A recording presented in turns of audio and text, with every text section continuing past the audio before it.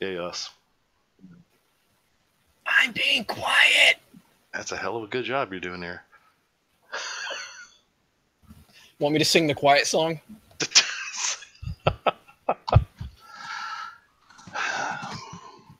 All right, we are live. Here we go.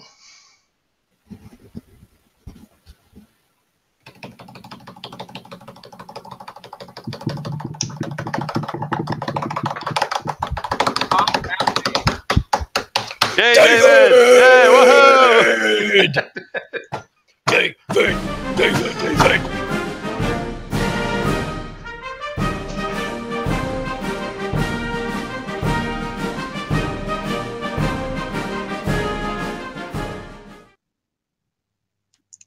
Alrighty there. Welcome, everyone. Here we go again. Let us see. What have we on the menu for tonight? Well, more dumb fucks. More dumb fucks indeed. And thanks to our good friend Paul. Let's see what we have. Okay, first I need to clarify on these videos. The first one, I got only about 5 minutes in before I was going to punch and break my screen. And I thought to myself, this will be perfect for Cy. Because he sits far away from his monitor. That's right. And if we get to the second one, I haven't seen any of it, but the title alone, to me, was, you know. Yeah, I didn't look at the other one either. But I don't want to spoil it. But the comment section and the title alone seemed to make it worth it. So that's my disclaimer. Very good indeed. All right. Well, there's everybody up. And let's see. That being the case, let us proceed. Everybody knows the rules. Anything stupid comes up, just yell drink. We'll stop the movie and discuss. All right. Here comes the first wonderment of the evening, which is evolution pseudoscience? From Creation Magazine Live. Next video. That title makes me want to kill myself. Well, try and resist. We've all grown rather fond of it. We've already had a depressing show in the past. We don't need another one. Indeed. Alrighty. Here we go. And Paul, maybe we should issue a blanket apology for this video before it starts. Yeah, if you value your computer equipment, step back. Yeah, definitely. All right. All right, here we go. Yeah. Creation is religion and evolution is science, is what we're told. But is evolution really science? This week on Creation Magazine Live, is evolution pseudoscience?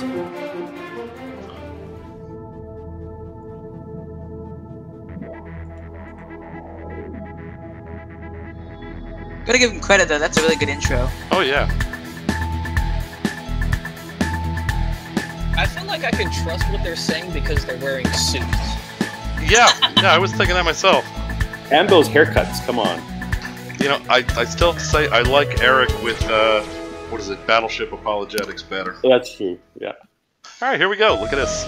Welcome to Creation Magazine Live. My name is Richard Fangrad. And I'm Calvin Smith. Now, this week on Creation Magazine Live, our topic is evolution pseudoscience? Right. I know that. Now, the Skeptics answer. Dictionary contains an entry on pseudoscience that includes 10 characteristic fallacies of pseudoscientific theories. So today, we're going to see if any of these 10 criteria describe evolution. Okay, all right. Now, just to be clear, we'll apply these criteria to molecules to man evolution, not natural selection or genetic changes over time that lead to variation within a kind. Scientists observe those things, but they have nothing to do with evolution since the type of change they produce does exactly the opposite of what evolution requires. Right. Now, it's also clear that the compiler of that list had biblical creation in mind, since he keeps attempting to show how creation fits the definition of pseudoscience rather than science. Right, yeah. Now, we'll freely admit, as we have many times, that creation isn't... RJ, was that you? That was me. Okay. He's just made a misrepresentation of the source. I'll put a link up, in fact, to it.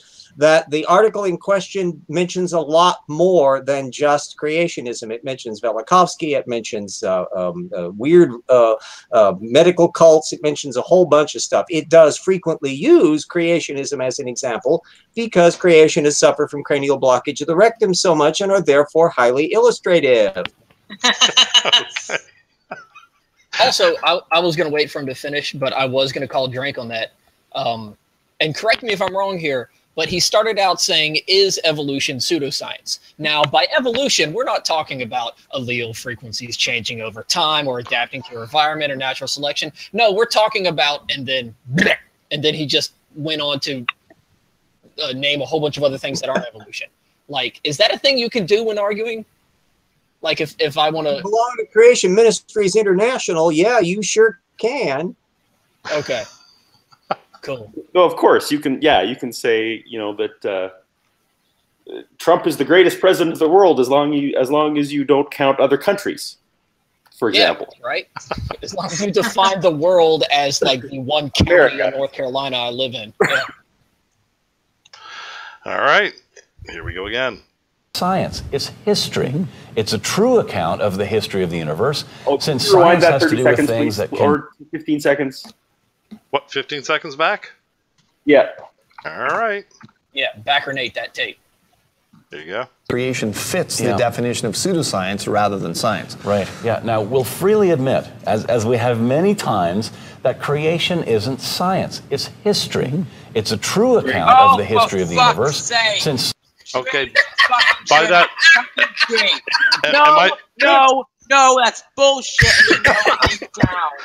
That is such bullshit. Creation is not fucking history. You have no evidence to prove that way. You know what is history though? Fucking breeds of dogs, which in itself is proof of evolution. You fucking idiots. No, but Calder, I think you missed the point there because it's my new ringtone. You just said creation, as we've said many times, is not science. It's history. Cool. I'm like, it's just true. It's actual history. It's right straight from the horse's mouth. Or by the way, sorry, I did say drink. I heard it. Not to worry. Okay. You did it. So so essentially, the goals of the show, seems to be that we're going to drag actual science down to our faith level. Is really the point here. That's well, often from the their case perspective, they're going to see all of the stuff as legitimate for their side, and they're actually going to be citing material that sounds sciencey. But I have some anvils to drop on that in due course. All right. Hey, Dev's here. Dev's here. All righty, Dev, welcome. Hi, Dev. All righty. And Dev, to bring you up to speed, you may notice we're watching film from Creation Ministries International, and they're trying to tell us why evolution is pseudoscience. So I'm sure you're going to love that, aren't you? Well, I'll just go ahead and ready my suicide pistol, and we can begin. All right. Here we go. You have a pistol specifically for suicide? Yes. It's made of gold, and it's completely it's impractical as fuck. But you only get one shot, so who cares? I think someone inside chat better have some outlet mall next to the doorknob shop. Yes, indeed. All right. Here we go. science has to do with things that can be observed and tested and so on. Creation is outside the realm of scientific investigation. Right. So a bit of a straw man argument there to start off. Right. Well, here's a list of the 10 criteria. Let's go through it. 1, some pseudoscientific theories are based upon an authoritative text rather than observation or empirical investigation. Number 2, some pseudoscience. Oh my God. Okay, Dev. It's not possible. These fucking idiots, dude. Okay, all right. Okay, so they mean to fucking tell me that evolution is based on some type of authoritative text, but the Bible they claim is the infallible word of God is authoritative text. Fuck yourself. That's so hypocritical. I'm done. I'm already done. No, I don't want to straw man them immediately, but I bet you anything they're going to say it's based purely on the origin of species, and apparently the origin of species is authoritative. That's just my guess. They don't even get that far. Really? All right, I hope you guys are watching the They'll public appeal chat. to a different authority, and therein lies their doom. See, thank you, Raging. I've been sitting this whole time thinking that if we were watching this video in muted, right? Has the comment come up yet? Yeah, it did. There it is. If we were watching this video muted, you would think that this was going to be like a sports blooper show, Or like ESPN or something. Yeah, at 3 o'clock in the afternoon. As somebody that spends a lot of time at sports bars in the afternoon when I'm supposed to be at work, right? I can tell you that this format here looks exactly like when they show somebody like fumbling a ball or something in some like minor peewee baseball league. Right. Well, okay, we've made it. Well, in a sense, with CMI, we are in Pee Wee Baseball League. All right. But in the effort of moving this along, keep in mind that they're going to go through these 10 fallacies and then visit each one at a time. So we can probably let them run through. All right. All right. You know what? So let's not stop it. But if there are any expletives that need to be issued while they're putting up the 10, by all means, feel free. But we don't stop unless someone calls drink. All right. I'll just say fuck and just like. All right. Or flapdoodle. Okay. Yeah, I like flapdoodle. All right. Oh, Tao's here. Nice. Everybody say hi to Tao. Hi, Tao. Tao. Howdy, Tao. Okay. And here we go. Let's see what the other 8 fallacies are. Scientific theories explain what non-believers cannot even observe. Fuck. Number 3, some can't be tested because they are consistent with every imaginable state of affairs in the empirical world. Number 4, and this is very similar to number 3, they're so vague and malleable that anything relevant can be shoehorned in to fit with the theory. Number 5, some theories have been empirically tested, and rather than being confirmed, they seem either to have been falsified or to require numerous ad hoc hypotheses to sustain them. And number 6, some pseudoscientific theories rely on ancient myths and legends. 7, some pseudoscientific theories are supported mainly by selective use of anecdotes, intuition, and examples of confirming instances. Number 8, some pseudoscientific theories confuse metaphysical claims with empirical claims. Number 9, some pseudoscientific theories contradict known scientific laws and use ad hoc hypotheses to explain their beliefs. And number 10, the last one, pseudoscientists claim to base their theories on empirical evidence. They may even use some scientific methods, though often their understanding of a controlled experiment is inadequate. So there's the list of the 10 criteria. Ironically, evolution has almost every characteristic on this list. Let's look at how evolution exhibits the fallacies listed by these, so self-proclaimed skeptics. Right. Now, by the way, today's show, like most of our shows, are based on articles from Creation Magazine. Creation Magazine is our flagship publication, goes out to over 100 countries all around the world. It's a fantastic faith-building resource that has helped thousands of people all around the world come to see that God's word is accurate without twisting the text to make it say things that it doesn't say. Absolutely. The magazine also shows how the latest scientific discoveries wonderfully support the Bible's account of creation. And other historical details throughout Scripture. Many key articles have been digitized and are now available on our website, and you can read the article that today's show is based on if you go to creation.com/pseudoscience. Okay, so number 1 on the list is that pseudoscience is based on an appeal to some authoritative text. It's an appeal to authority. Never mind the evidence, just trust this great authority type thing. Well, in almost every debate about origin...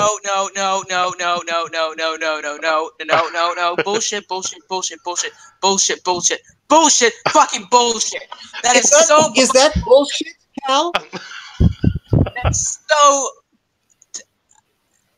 I'm speechless. My keen sense of detective abilities makes me think that Cal objects to this. He may. Yes. Although, all right, Cal, is that accurate? Look, yes, it is to authority. You're correct, but it's not.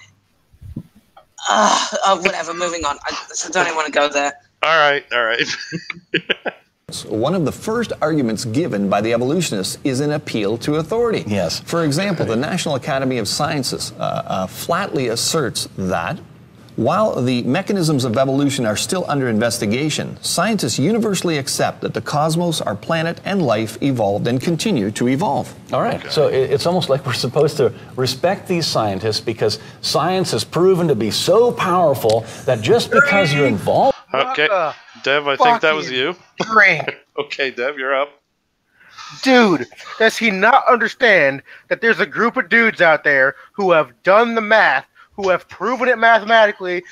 They go to the lab, they see it, they, judge out their paper about it, then that paper gets torn to shreds by every scientist in the planet, and then, if it's still alive after that onslaught, it's a fact. Yes, and the way they described that was somewhat deceptive as well. They talked about appeal to authority, which is not really an appeal to an actual authority. It's an appeal to something that should not be authority. And then immediately they went into talking about people who were not. Every one of these scientists didn't just whip out Origin of Species and say, I have this book, therefore, these are the people, like you said, they did the experiments. I'll give them some rope here, okay? I'll give them a little bit of rope. The only authority that we have to obey as far as science goes is the proven body of knowledge that we can like compare the new stuff against. Mm-hmm. So if I'm saying that the sky is purple and I got this body of knowledge that's been proven before as if this sky has been blue for millions of years, I have to now prove that is false and that my purple sky is true. Yeah, there's no ultimate authority there, right? Like if you could put together a convincing argument saying that the sky is actually purple, right? And then it could then stand peer review where people reproduce your results, then yeah, then that will go on to be like a thing. Like the idea of authority there is the irony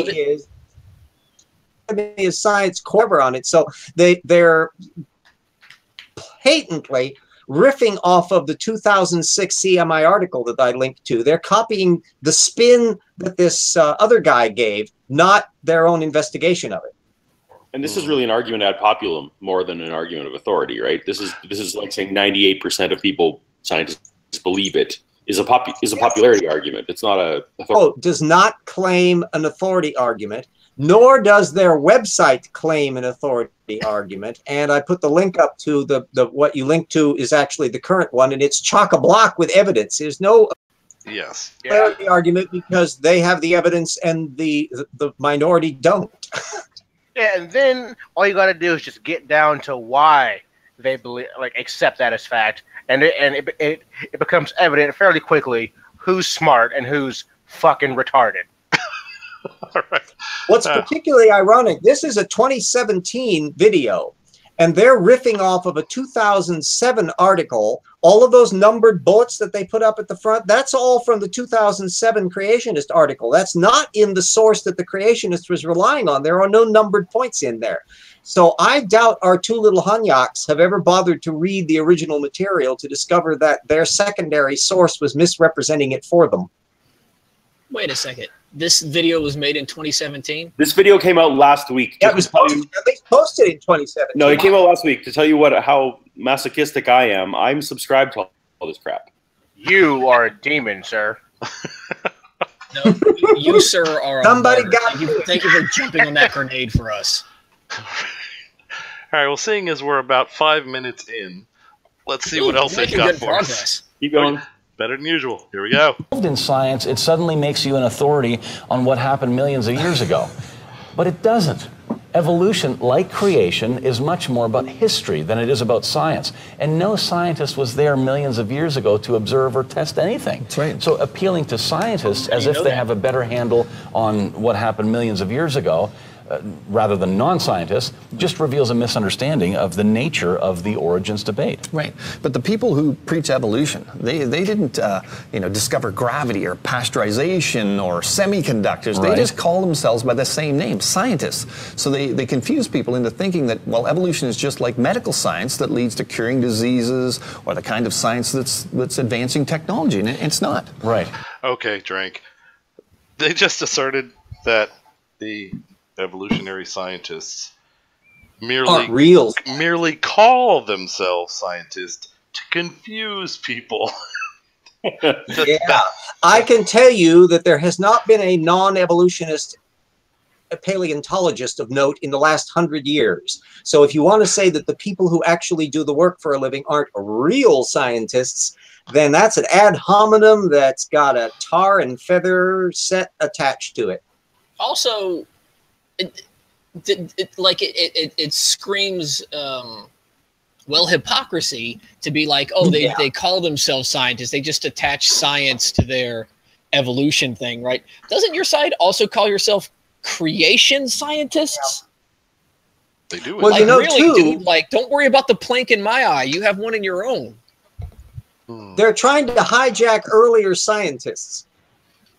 Implies that the inventor of the semiconductor is somehow a young Earth creationist, or that Louis Pasteur is somehow a young Earth creationist. And I'm sorry, that's something that's not flying. So what they're doing is playing sock puppet. Again, because they've been relying on the apologetics at CMI. They never bothered to investigate any of these people directly. I think these guys are onto something. Next time I go to a bar, I'm just totally going to say I'm a famous actor. And that should work, right? Because if I say I'm yeah, sure, because it's just a label. Yeah. I mean, it works for me. I'll have to try it. All right. Here we go. Yeah, so number one on the list of criteria to describe pseudoscience certainly describes evolution. And we'll look at the next one after a short break. A short break. Yeah, they got commercial. Have you ever wondered what sort of evidence would convince an atheist that the universe was designed? Scott Todd from Kansas State University gave a startling answer. Even if all the data pointed to an intelligent designer, such an hypothesis is excluded from science because it is not naturalistic. Well, candid admissions like this show us that some people will reject a designer no matter what the evidence. But recognizing design has long been a part of science. When an archaeologist finds an artifact like a piece of pottery, he knows immediately that it was designed by someone, even though he can't see the designer. So if design has no place in science, archaeologists are in serious trouble. Forensic science, who killed who, is also about recognizing the evidence of intelligent agency, proving that it was no accident. But when the evidence in science points to God being the intelligent designer, never. To find out more from Creation Ministries International, visit our website, creation.com. Drink. Okay. So this was where I had to just turn it off. This is where I had to save my computer screen. So I don't know what happened, but anyway.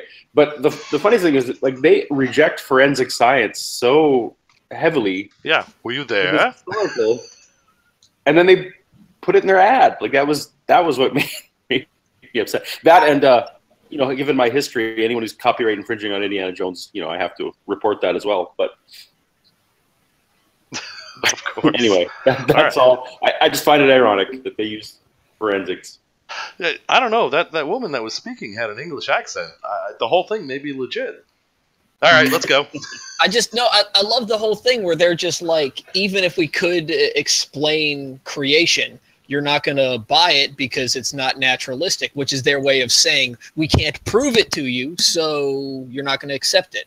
No, dude. Horse shit. All right, stop it. All right. In the same way, it is so easy to prove or disprove that the Earth is flat. All you got to do is you got to go to the edge of the Earth, flick the glass dome, and go, look at that. Holy crap. There's a dome there. We've been over this. You win ships. They catch you. They put you in UN secret prisons. But I'm saying it would be hella easy versus all this mental gymnastics to avoid answering the question. Well, dude, you'll note also that what they did was a trick. They've deliberately quoted somebody who makes an absolute materialist argument that we'd reject the evidence because it's natural. It violates naturalism.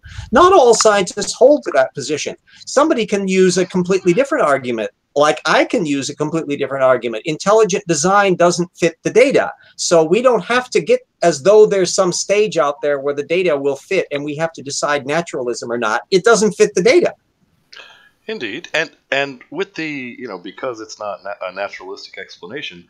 Well, if there were evidence for what they're claiming, oddly enough, it would become part of a naturalistic. It would no longer be supernatural because since it's demonstrable as a part of nature, here is evidence of a creator fellow, and here's how he created. Okay, now it's part of nature. Now it's naturalistic. We're getting into deep philosophy now there. But yeah, you're absolutely right. There are some philosophers of science that argue that if miraculous events could be repeatable and observable, they would be part of science just like everything else. Indeed. Yeah, but then they're not miraculous. Yeah, that would kind of spoil that, wouldn't it? Yeah, well, that's what's been happening, so get over it, guys. Like, the answer has never been magic. That is true. The weird ironies of young Earth creationism, that they want miracles, but they want the miracles to be all science and factual. So they want actual physical prop systems to do the miracle that's caused because of something that God does. So the flood has to all supposedly make geological sense and so forth and so on. They just can't say cuz. Like, you know what? You know, I respect more the young Earth creationists than the New Age kind of Christians were like, no, you see, like Adam and Eve were around for 4.6, like 80 bazillion years in the Garden of Eden. It's like, no, see, that sounds more stupid than just saying magic did it. I can accept that you believe in magic. I cannot accept a 4.6 billion year old person ever. Indeed. Well, no, yeah, you have a very small group. Cremo and Thompson, those actually come from kind of a Hindu framework. Those are the ones that are more likely to think that there were human beings that were living a billion years ago. and Sitchins, that crowd. All right, I'm ready. Okay, here it comes. We're done with the commercial. Back to the factual and what the hell am I saying? Here we go. Well, if you just tuned in this week, we're contemplating a list from a skeptical website of 10 criteria of pseudoscience and seeing how many of these criteria actually fit with evolution. Yeah, you know, it's ironic that skeptics aren't skeptical about evolution, isn't it? They're evolution believers who generally gloss over the massive scientific problems with evolution. Right, we're the skeptics. We're the skeptics, yeah. We're skeptical about evolution, so we have scientists and... Okay, was that a call for drink or did someone's head just explode? That was just my brain stopped working. Okay. All right. But I would also say that, I mean, I'm a former young Earth creationist who you know, was skeptical, who was very skeptical of evolution. And it took a lot to convince me to turn me around. So, you know, obviously these generalities mean nothing, but it just is a personal affront. Indeed. All right, and his statement about folks not being skeptical about evolution, as far as I know, everything that ends up being accepted, and it was mentioned earlier tonight, was subjected to peer review, which is basically skepticism unchained. And that's how we found out a lot of frauds. That's how they're about to violate their own precept because they're about to mention cases of where evolutionists are skeptical about the mechanisms and details of evolution, the very thing that they're insisting nobody does. Failure on internal consistency here. All right, here we go. I know that's going to be a shock. Investigate the claims evolution believers make, only to find that believing in evolution is actually a blind faith. Right, yeah. It takes a lot of faith to believe in evolution with so much evidence against it. Right. But let's continue with our list. Let's get back to... Please give us some of this evidence against us, will you? The list here. Right. Well, number 2 on the list is some pseudoscientific theories explain what non-believers cannot even observe. So does evolution fit this criteria? Okay. Well, the website of the U.S. Department of Energy admits that no one has observed evolution happen in nature or in the laboratory. But it explains... Wait. Okay. Drink, 1. Yes. So Paul the Skeptic can drink. That one's for you. 2, is that true? Because I feel like that dude just looked me right in the oculars and lied to me. It did sort of have that actually feel. He just did. Well, because rather what it is he's lying by proxy, because the source that the 2007 article relies on, if you look that up, which I did, didn't although that quote's in there, it's pulled out of context. They do not claim that you cannot observe evolution. This is talking about the origin of life, which is a separate issue. And the guy, I'm putting the link up so everybody can follow in and find it. You don't have to take my word for it. But wait, is this the Department of Energy is making statements about abiogenesis? Yeah, well, it's Newton Ask a Scientist. It's the DOE Office of Science, and they've been updating it for years. They really came to in 2006 about microevolution versus macroevolution. And the quote that came from, if you look up a couple paragraphs, is that there are lots of transitional forms in the fossil record. What there isn't a lot of is gradualism. For the most part, new life forms appear, remain little changed for a while, which actually the guy is making an incorrect statement, so he's a little bit less informed than he ought to be. And then it goes on about evidence by natural selection and heredity and knowledge of DNA and so forth and so on. They all help support and help explain it. Then he jumps to the origin of life question. So it's yet another example, not merely of cherry picking by proxy, because it's this 2007 article that's doing all of the thinking for them, and all they're doing is copying the material out of that. Maybe it's just because I'm Canadian, but this seems like asking the Parks Department about my overdue library book.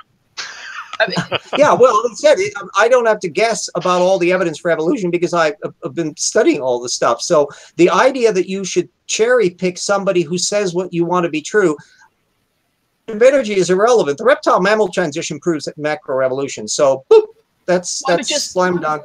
That statement stands out to me, all right, and maybe I'm misunderstanding some things. I've had a lot to drink already. This video is very painful.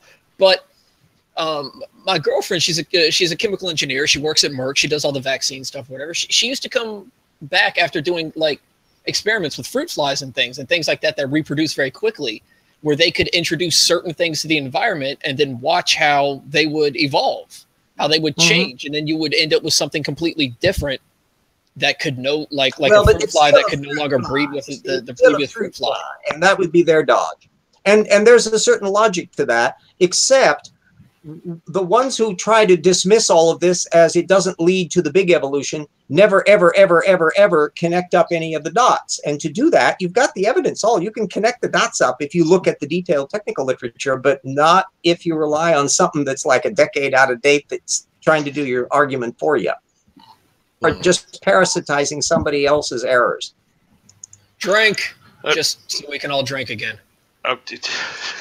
Yeah, this guy's name is Johansson, the guy that did the 2007 article. So these guys are not even original. This is not their own argument. They're just copying somebody else and doing a video presentation of it. All right, here we go. The fact that we haven't made evolving life in the laboratory yet, I think that you're expecting too much of your species. It's a bit of a weird term. Let's say as a first guess, it took blind nature 1 billion years to make evolving life on Earth. How much faster do you want us to go? Even if you give us an advantage of a factor of 1 million speed, it would still take us 1,000 years to catch up. So the answer is that it's totally unrealistic to expect to actually... Okay, RJ, I believe that's you. Yeah, I'd like to read some of the rest of it. And yet, why should we be able to yet? 100 years ago, we didn't even understand the basic structure of the atom. 50 years ago, we had no idea how DNA proteins together. We have made tremendous we're nowhere near done. We still haven't made a black hole in the lab. We still can't make a self-sustaining control action, and we haven't synthesized life. So here's what time it takes to do stuff and the limitations of stuff, and they're trying to use it as a clandestine origins or bust argument to jujitsu all of the data off of the field, which they don't know about and are not going to tell you about. Okay, very good. Also, that guy on the right is wearing shoulder pads. I don't know that that's relevant, but it's been bugging me this whole video. He gets his clothes from 1940s suits. Okay, what's shoulder pads in Latin? We can make that the shoulder pads. fallacy you just made there. Get the hell out of me. Oh man, that'd be the one thing I do with my life: invent a new fallacy. The fallacy of the solar pad. All right. Oh, you know what I haven't said yet tonight, which I'm apparently famous Indeed? for. But indeed, not. There you go. Moving on. Observe evolution, even under artificially accelerated conditions. Well, it sounds like they're saying that they believe in evolution without observing it. It sure does. Yeah.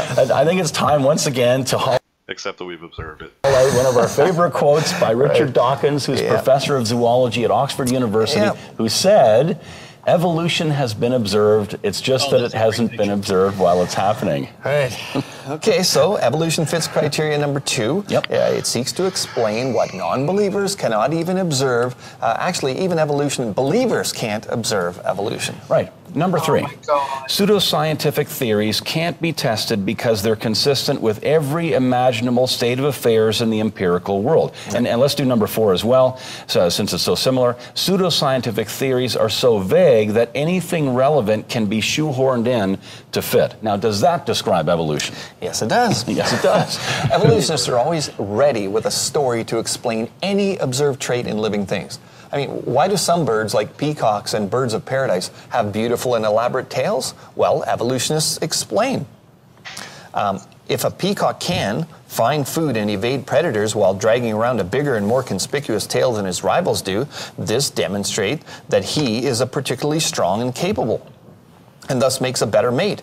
So evolution selects females that prefer males with the most elaborate tails. But the same article also says it's hard to figure what possible advantage these eye-catching but burdensome appendages offer in the grim business of survival. So, Drink. Okay. So I just did this one on a recent ham and eggs, I'm sure of it. But anyway, it's sexual selection. It's actually not survival of the fittest necessarily. It's not who lives the longest. This is something I used to use about when I was an idiot. Of course, you know, it's whoever can breed. Like, I have children now, so really I can die, and my genes have still passed on. So it's all sexual selection, and whichever creatures have sex are the ones that get to have their genes passed on. So if the females like the tail, that's who they're going for, and it doesn't matter that the guy drops dead next week. You can. And by the way, I just cited 2 technical papers that are more recent, but yet before this stupid video was done, that are on the experimental verification of the sexual selection issues of peacocks. You'll notice that these nincompoops, relying on the 2007 article, the stuff that guy was referring to was a D. Stewart, The Importance of Being Flashy Feathers, International Wildlife, which is not a technical journal, September 1995. In other words, something that was 12 years old when the secondary article was written and is even older now that these Hanyaks are trying to pull that in 2017. It literally didn't occur to them that the science had moved on in the last 20 years. Indeed, and what these two just did is what a lot of the creationists seem to tend to do with the whole reducing the survival of the fittest thing, which is not, it's too simple a phrase to begin with, but reducing it to tooth and claw, which is biggest, strongest. That's what they seem to think that it means. Not most likely to reproduce, most likely to prolifically reproduce. So fairly common attack. You can see this kind of like trait, this kind of useless trait that doesn't benefit you, really exemplified in the peacock spider. Like in every one of those breeds, they all have these weird, stupid, vibrating dances that don't serve them in any other purpose other than convincing the woman to not kill them. Yeah, there is still a legitimate science debate. Sexual selection is something that's simply a subset of natural selection, or whether there's some aesthetic element. And Richard Prum recently has revived the notion that the sexual selection actually could involve the organism having an aesthetic choice, that the reason why they like that animal is not simply because of fitness dynamics, but because they think it's a turn-on. It's just like, in my brain, right? They think that God created the peacock spider the way he is, right?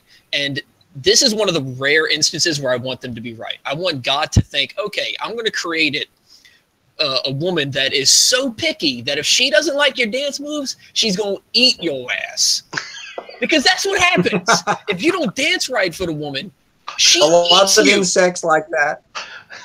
She doesn't say that you're skinny. She doesn't say that you have no rhythm. She doesn't say that beard makes you look weird, right? She straight eats you. That is amazing. That is an amazing first to have me. sex, then eat the mate. So, some of that sounded like conspiracy. Don't read too much into it. Okay, the Spider Kingdom is very weird. Let me move on before I start crying. A hilarious book on this stuff. All right, moving on. If peacocks had small, streamlined tails, evolutionists would no doubt be explaining that, well, they're an efficient tail that gives an advantage in the struggle for survival in escaping from predators, for example. Right, yeah. Evolution is just as good at predicting things that never happened as it is at predicting things that actually did happen. A theory that can explain... RJ, you're up. Remember, I just cited 2 technical papers, and there are more where that came from, about experimental verification of the dynamics of sexual selection. This is not made-up stories. And so for them to not know about the technical literature doesn't surprise me, because they're a bunch of ignorant suits that can only repeat somebody else's argument. But I'm sorry, we know the data stream. But more egregiously, they were trying to imply here that evolutionists can't predict anything, when there are numerous fossils like Tiktaalik, obviously, where it's like, well, we knew which layer to dig in, and we knew where in the earth to dig, and we knew what it should look like, and boom, they go there, and 15 minutes later, they found it. I mean, It's all totally invisible in all anti-evolution literature, not just young Earth creationists, is paleogenomics, because they're retro-engineering biology now. They're able to reconstruct ancestral molecules and ancestral body forms and ancestral teeth forms to be able to literally replicate the processes that were occurring, sometimes in the case of mammal teeth, 100 million years ago. Forms that are now extinct, but which they now know the gene mutations that produce them. All righty, here we go. Anything predicts nothing and proves nothing. So evolution definitely fits the characteristics of pseudoscience at points 3 and 4. Right. So number 5, some theories have been empirically tested, and rather than being confirmed, they seem to have either been falsified or to require numerous ad hoc hypotheses to explain them. Does this describe evolution? Okay, well, evolutionists are forced to admit that the fossil evidence for their theory is slim to non-existent. There's a handful of examples. For example, almost all major groups of creatures appear in the fossil record with no evolutionary past. The Cambrian explosion is a good example of this. One evolutionist describes it this way. Something quite bizarre happened at the end of the Precambrian era. Rocks from that time show evidence of an astounding variety of multi-celled and hard-shelled life forms that seemingly appeared all at once. Scientists have long pondered the causes of this sudden appearance of new life forms, known as the Cambrian explosion. Right. So the evolutionists offer an ad hoc hypothesis to explain the lack of evidence. One theory is punctuated equilibrium, which says that sometimes evolution happens so fast that there are too few intermediate generations to have much chance of being fossilized. So we can't see evolution happening today because it goes so slowly, and we can't see evidence of it in the past because it happened too quickly. The fossil record just doesn't... Drink. Hold up, RJ. I think somebody called before. Who called? I did. All right, Paul first, then RJ. All I will say is that anything in Precambrian was soft. Well, they're all the life forms that we expect to find, and there is evidence of it. It's just not very often. Is all soft-bodied stuff. So it's not. No one argues that it happened too fast. But what they see is that nothing that happened before that was very preservable. And I'll stop my rant there. Nope, that works. That works. I will point out. I will note that the only people who can say with a straight face that all the animal phyla are present in the Cambrian are evolutionists. Phyla have no fossil record at all, let alone going back to the Cambrian. Why? Because they're small, soft-bodied critters. Some of the phyla that are in the Cambrian are there on evolutionary grounds, like chelicerates, and for that matter, the chordates. Bringing up equilibrium is a colossal disaster for them because it does not mean the Cambrian. It is not and has never been used as an explanation to explain away the Cambrian. Gould didn't do that, and neither did anybody else. A link to where I have surveyed all examples of anti-evolutionists discussing the punctuated equilibrium issue, and you will discover, if you follow that up on tip 1.3, that every single one of them gets the idea wrong, just as head up and ass wrong as these two Hanyaks. It's not about macroevolution. It's about how speciation works, and it is literally applying observable speciation processes to the fossil record. So the idea that there's some disconnect here is a fantasy because they're too far away from the data stream. Screwed up on this one. All right. Well covered by Paul and RJ. All right. Moving on. Reveal the expected transitional fossils. Right. Paleontologists know that things appear suddenly fully formed. That falsifies evolution. But if you just add enough what-if scenarios and assumptions, you can make any observation fit with evolution. So point 5. Irony meter exploded. In the skeptics list of pseudoscience traits, certainly describes evolution. Quick drink. Oh, yes? I hate the term fully formed. It seems to be a thing they keep saying that, like, you never see like a half-formed kind of thing or whatever. Like everything keeps fully formed. Blah blah blah blah blah. I assume everybody here knows why that's wrong, because I know why it's wrong. So. Yeah, and they keep on repeating it. And the only problem is that we've got transitional forms up the yin-yang. They never allow them to be accepted as transitional forms. That's true, but that's a pathology of all anti-evolutionists. You can never pin them down as to what they would accept. It's just the statement fully formed. Oh, yeah. Like you see a fully formed everything. I don't know. It's a goofy phrase because even the transitional species that have been found at the time they were walking around, they were fully formed. They were fully formed. That's exactly my thought. What they mean is they want an organism that is somehow non-functional, but in the way to get to something else. The classic example is birds, where they're they're expecting to see a half a wing. Yes. As an incipient wing. But we now know how bird wings developed. You had fully formed, fully developed, non-flying arms in theropod dinosaurs that then added on the feathers and became flying airfoils. So there is no point anywhere in that transitional sequence where you are going to have something with a little stubby, almost a wing. No, that's not how it works. Actually, and don't wait. Do that. But don't they discount? What's the name of that bird with the wing that is useless? The cormorant? Is that the one? There's a lot of flightless birds, and there are a lot of vestigial ones. The emu's got the. But of course.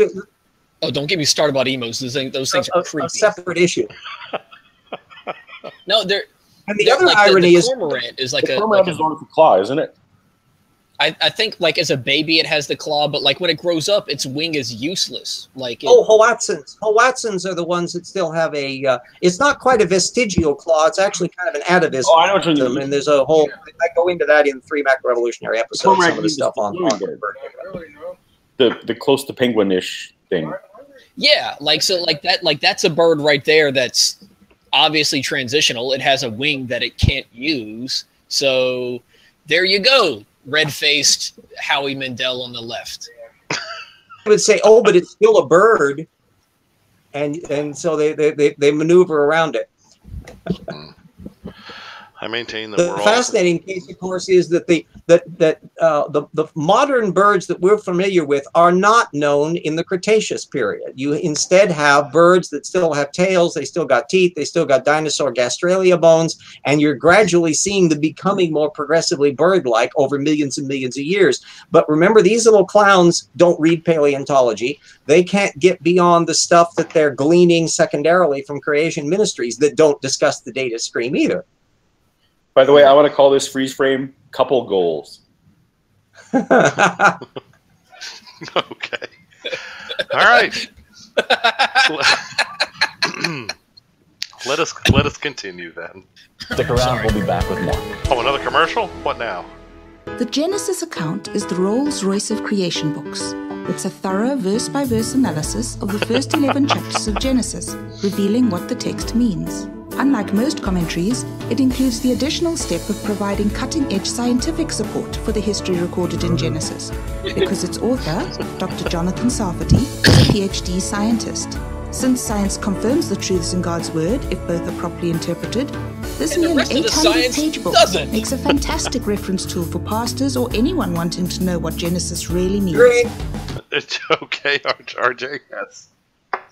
I just want to put in a brief footnote that Jonathan Sarfati is an incompetent, manipulative, evasive pseudo-scholar, and the fact that they're relying on him, putting their own cranial up the rectum, as far as Sarfati is. I pay very close attention to his kind of pseudo-scholarship. And by the way, Sarfati is the schnook that the 2007 article relies on secondarily. So it's a very narrow, incestuous club. Very good. Also, a bit of nerdy trivia, at least for me. There's a show called Better Off Ted. Had 2 seasons, great show. And they make fake commercials kind of like this for their thing. And one of their fake commercials has a bunch of like weird sciencey things. One of those clips is the exact clip they just used there with like the pink vials of liquid and stuff. Because I think their pilot episode, they had to just basically use like a Shutterstock account to just get the like the free pictures and videos and stuff. And clearly these guys are drinking from the same well. Indeed. Ooh, hi Tao. Is he? Did he just pop in? No, I was there. Oh, you've been here the whole time. You've been no, too Tao has quiet, left us Tao. twice. He was merely stunned into silence by the amount of stupid we've been exposed to so far. Now, here's a question. I'm awfully tempted to order up this little production they're hawking right now. I'm just wondering how much copyright trouble you think we'd get into if we rip that. None. We'd all get fair use if you do it this way. All right. Also, isn't Baby Hoven's whole thing? He said he doesn't copyright any of his stuff. Oh, yeah, right. Yes. This is CMI. This is the these are the two. So these guys and Answers in Genesis are like the big kids on the block, and they don't really like each other, even though they agree on everything. Oh. Yeah, they had a schism. So yeah, anything that Baby Hoven says wouldn't apply to these guys. I'm sorry. You get a lot of crossover, by the way. The gang at AIG CMI, there's a lot of crossover with ICR, the Institute for Creation Research. You know, there's only a few narrow venues, and everybody basically cross-posts. Andrew Snelling posts the same stuff over and over and over again in various venues. So I guess they figure if they post and repost it often enough, they'll look like they're a big movement. All right. So you think fair use would cover us pretty well if I were to purchase this and we were to. All right. We'll give it. Of course, let us keep in mind we're in a very litigious society. Yep. Let it go on record that I'm not a part of this, and I'm not a part of this organization. Also, I don't have any money. I'm Canadian, so what do I care? All right. Well, okay. Let's get to the end of the commercial. Order your copy at creation.com. On this week's episode, we are comparing evolution to pseudoscience. And we just finished the first 5 in our list so far. And evolution can I get a quick matches drink? all of I just want to ask a quick question. Okay. Is this like a DVD they send you? And or were they expecting this to be shown on actual TV? Some of this stuff does get shown on the 700 Club and other areas. Some of it gets shown on odd public access channels. They use a lot of different venues on things. Carl Baugh's stuff, at least up until recently, would do Shuri's stuff that was shown on 700 Club, which shows up in a variety of different venues. So yeah, they were intending real live people to see this on their real live television sets. It's just like the breakdown with like the commercial break and all that stuff seems like really weird. Like it's very awful. Well, they want to stimulate. there's an awful lot of simulation that goes on. If you look at the Answers in Genesis Research Journal, it simulates a science publication. If you look at the Discovery Institute's Biocomplexity Journal, it simulates the PLOS1 format, even down to the typefaces and stuff. So there's an awful lot of duplicated because they want to look like whatever it is. In the same way Eric Hovin's stuff looks like a news show. And so they use the same kind of visuals and sets and talking heads and editing that the grown-ups do. And that not only are they not necessarily wearing pants under the desk, they're not wearing a brain underneath their skull. This is the same infomercial tactic, right? Like infomercials will have inserted ads into their half-an-hour show for the thing that they're doing their half-hour show about. I mean, it's the same. Wait, are you saying that there is a dragon on the blade? I have to buy this. Remember, fire-breathing dragons, St. George slew a baryonyx that was a fire-breathing dragon. I saw it in a picture of one of Ken Ham's books, so it's got to be real. Absolutely. Also, just to set everyone's mind at ease, these guys are wearing pants in the long shot. All right, we're sure. My brain does not want to go there. Okay. My brain already went there. I was happy when you said they weren't wearing pants. Now I'm sad now that you've told me they are wearing pants. Okay. Disappointment. Stop playing games with my heart. All right, moving on. Yes, it does. Okay, number 6 in the list is some pseudoscientific theories rely on ancient myths and legends. Now, this is one that doesn't particularly describe evolution. Right. Although evolutionary notions can be traced back long before Darwin to, for example, ancient pagan Greek philosophers like Empedocles, who lived from 490 to 430 BC, but evolution isn't really based on ancient myths. Right. The modern versions of evolution really became popular as a result of Charles Darwin's book, which was published in November of 1859, and those that he actually plagiarized from. Yes. Darwin actually plagiarized some key ideas from creation. Okay, RJ, you sound rather upset with that statement. Oh boy, that is a bald-faced, head-up-your-ass lie. And ironically enough, Todd Wood, the creationist, the baraminologist, the young sciencey guy, went through and explained that that was false. Their own side has postings that refute the claims that he's done.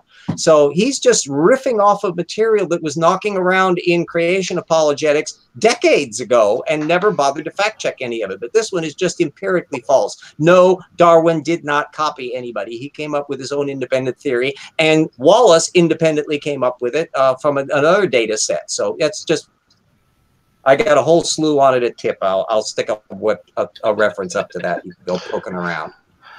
All righty. And I would like to announce we have covered 50% of this foolishness. Wow, there we go. A really good job. Yep, we're at 14 out of 28. So here we go. Scientists. We did a show on this last year, and you can watch that on our website at creation.com/CML5-02. All right, let's move on to number 7. Yeah. Some pseudoscientific theories are supported mainly by selective use of hyperlink ever. What? Yeah, what a bizarre name. Yeah, see? You can easily get to our website by going to creation.com/ww-025 # close parentheses poop emoji .html.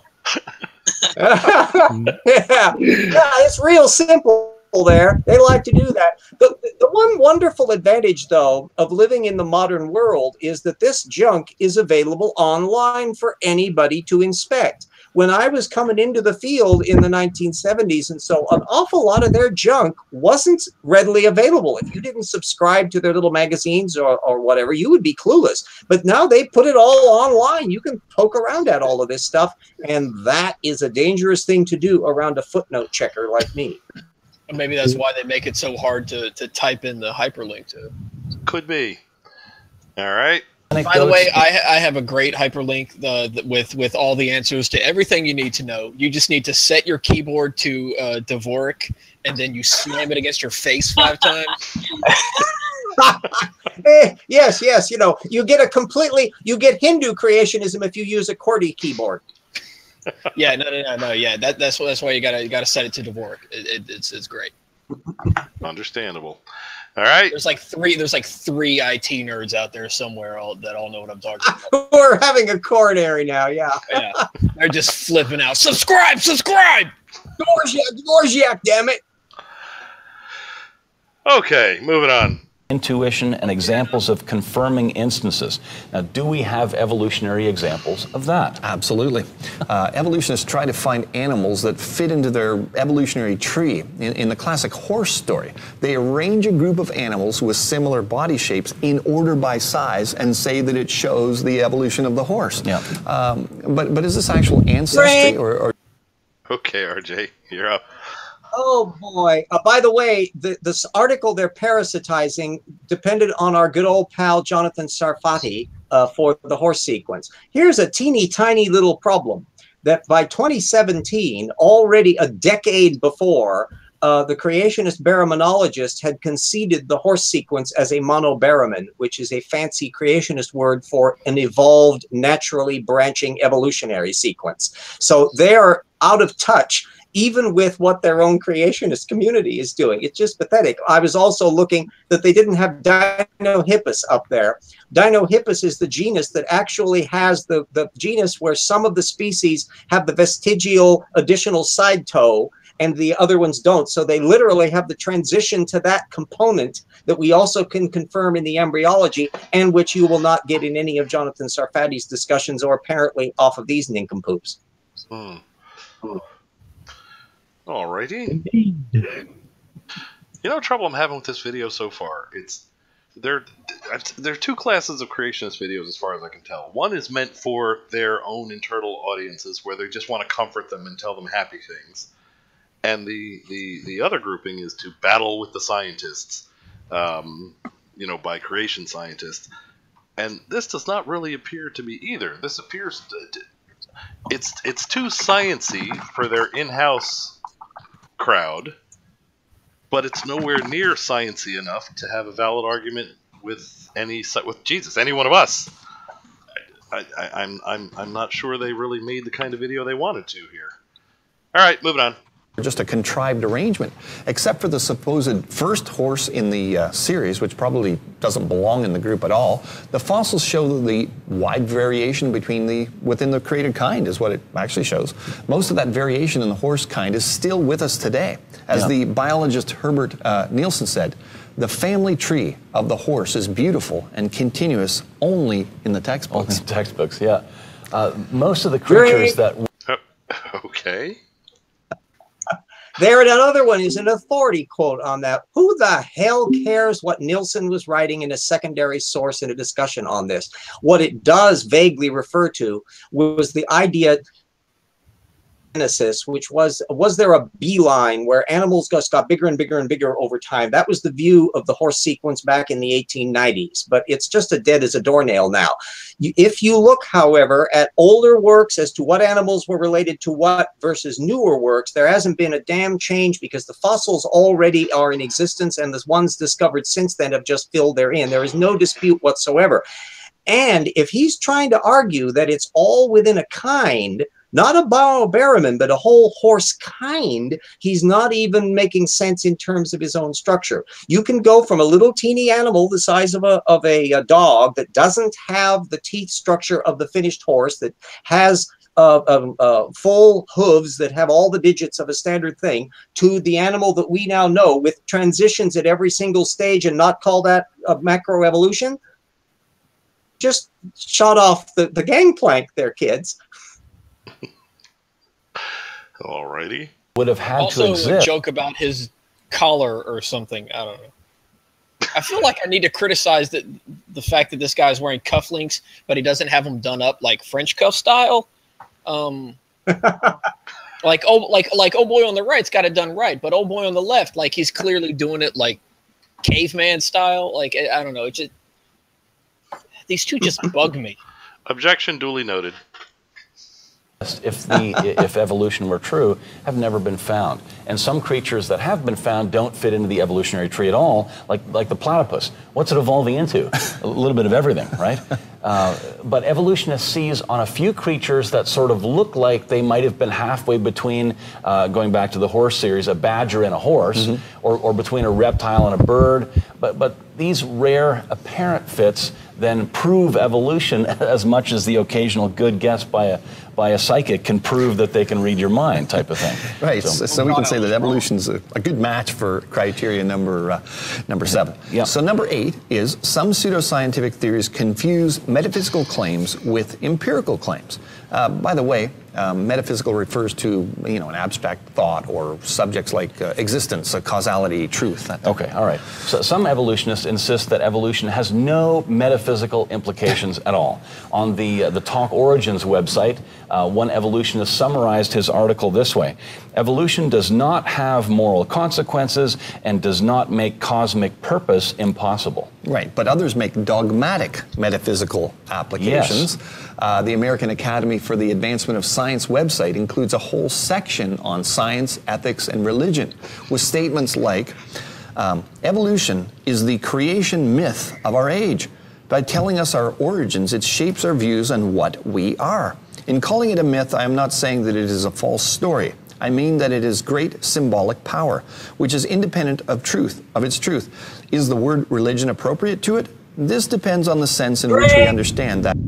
Okay, RJ. Oh boy, I had to lean close to the screen to realize that was Mary Midgley. I do believe what they are referring to is somebody who is putting that viewpoint up as a point to be criticized, that it was not actually an accurate rendition about it. That's her view that they're probably commenting on, not necessarily the opinions of all evolutionists. Boy, these guys just cannot get past the authority quotes. I was all excited to actually use Talk Origins and in context and properly. Well, you get that every once in a while. You've got people who riff off of Talk Origins. The Creation Wiki has huge swaths of responses to Talk Origins. They've got a little cottage industry out there. It's hilariously inept to read, but nevertheless, they do that. And Krieger went through the whole Talk Origins reptile-mammal transition sequence and screwed it all up. But nevertheless, yeah, they respond to that. All righty. Here we go again. Very elastic word, and I've chosen it deliberately. Okay, another example. Richard Dawkins said that Darwin made it possible to be an intellectually fulfilled atheist. Right. Now just think about that statement for a minute. So before Charles Darwin, why was it not possible to be an intellectually fulfilled atheist? Right. It was because the biological changes that Darwin and others saw in living things was promoted as a creative force. Right. Now science actually confirms the opposite, by the way, but and then it was married to the notion of millions of years. Right. In doing so, he invented a pseudoscientific excuse for all those who want to reject the creator God of the Bible and the accompanying submission to his laws. That's what Dawkins is referring to. Right. Self-professed Hail atheist. Darwin. Finally, somebody speaks the truth. So these guys must think it's okay for some rando scrando dude to just come on along, rape their daughter, pay them $50, and it's okay. First Well, off, if Is that you're what a they're saying biblical right now? traditionalist, yeah. First off, 40 pieces of shekels is not $50, right? Yeah, what's the more exchange like rate on shekels these days, you know? Yeah. Hey, Well, compensate whatever. for inflation. It's okay by them for some dude to just come along, have his way with their daughter, and just give them any amount of money, over $1,000, whatever.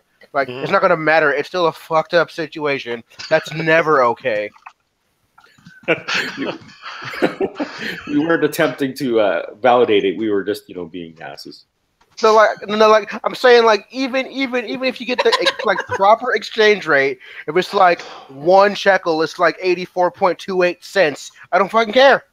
Like I don't. It's an ethical matter. I agree. Yes, like dude, it and then this same God goes, you know how I can cure a leprosy, right, guys? All you got to do is get some berries, right? Smash them up in like a bowl, kill a pigeon or something, squeeze the blood in the bowl, mix it with a bone, right, and then apply this berry blood mixture to the afflicted skin of a leper and pray for them. Oh no! See, this is why it feels like pseudoscience to you. You're missing out on the most important part. You then apply this slurry of death and poison berry to another bird, and then you hold that bird over somebody and then sprinkle them. So the application of bird sprinkling is why it works. Oh, see that now it makes sense to me. All right. See? Oh well, they're not. Yeah, once you go science on us, then it becomes clear. Yeah, and then the bird flies away, and then you walk away because now the person who didn't have leprosy, they were just dirty, but you have just killed 2 birds in front of him, is not going to say anything to you. So you get to walk away, and you can be good.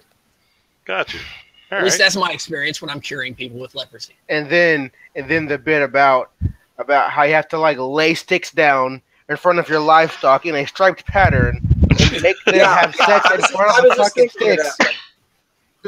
If you want to get striped animals, you just kind of put them next to something stripy, and it'll do the trick. And like I'm sitting there, like if this god knew half of a fuck of what he's talking about, he wouldn't have used fucking sticks, dude. All right, like what are you talking about? Is that why my first 2 daughters came out polka dotted? Probably. I should have taken that wallpaper down. Yeah, well, no, you left them on the twister. I'm sitting there like, this guy said, well, if our God's real, then we would have to like submit to his laws and plans and shit. It's like, no, if your God's real, dude, I'm with Satan, dude. Fuck this guy. He's retarded. He's like Donald Trump, except all powerful. It's horrible. Nice metaphor. All right, here we go. Thomas Nagel, a professor of philosophy at New York University, said this: I want atheism to be true, and I am made uneasy by the fact that some of the most intelligent and well-informed people I know are religious believers. It isn't just that I don't believe in God and naturally hope there is no God. I don't want there to be a God. I don't want the universe to be like that.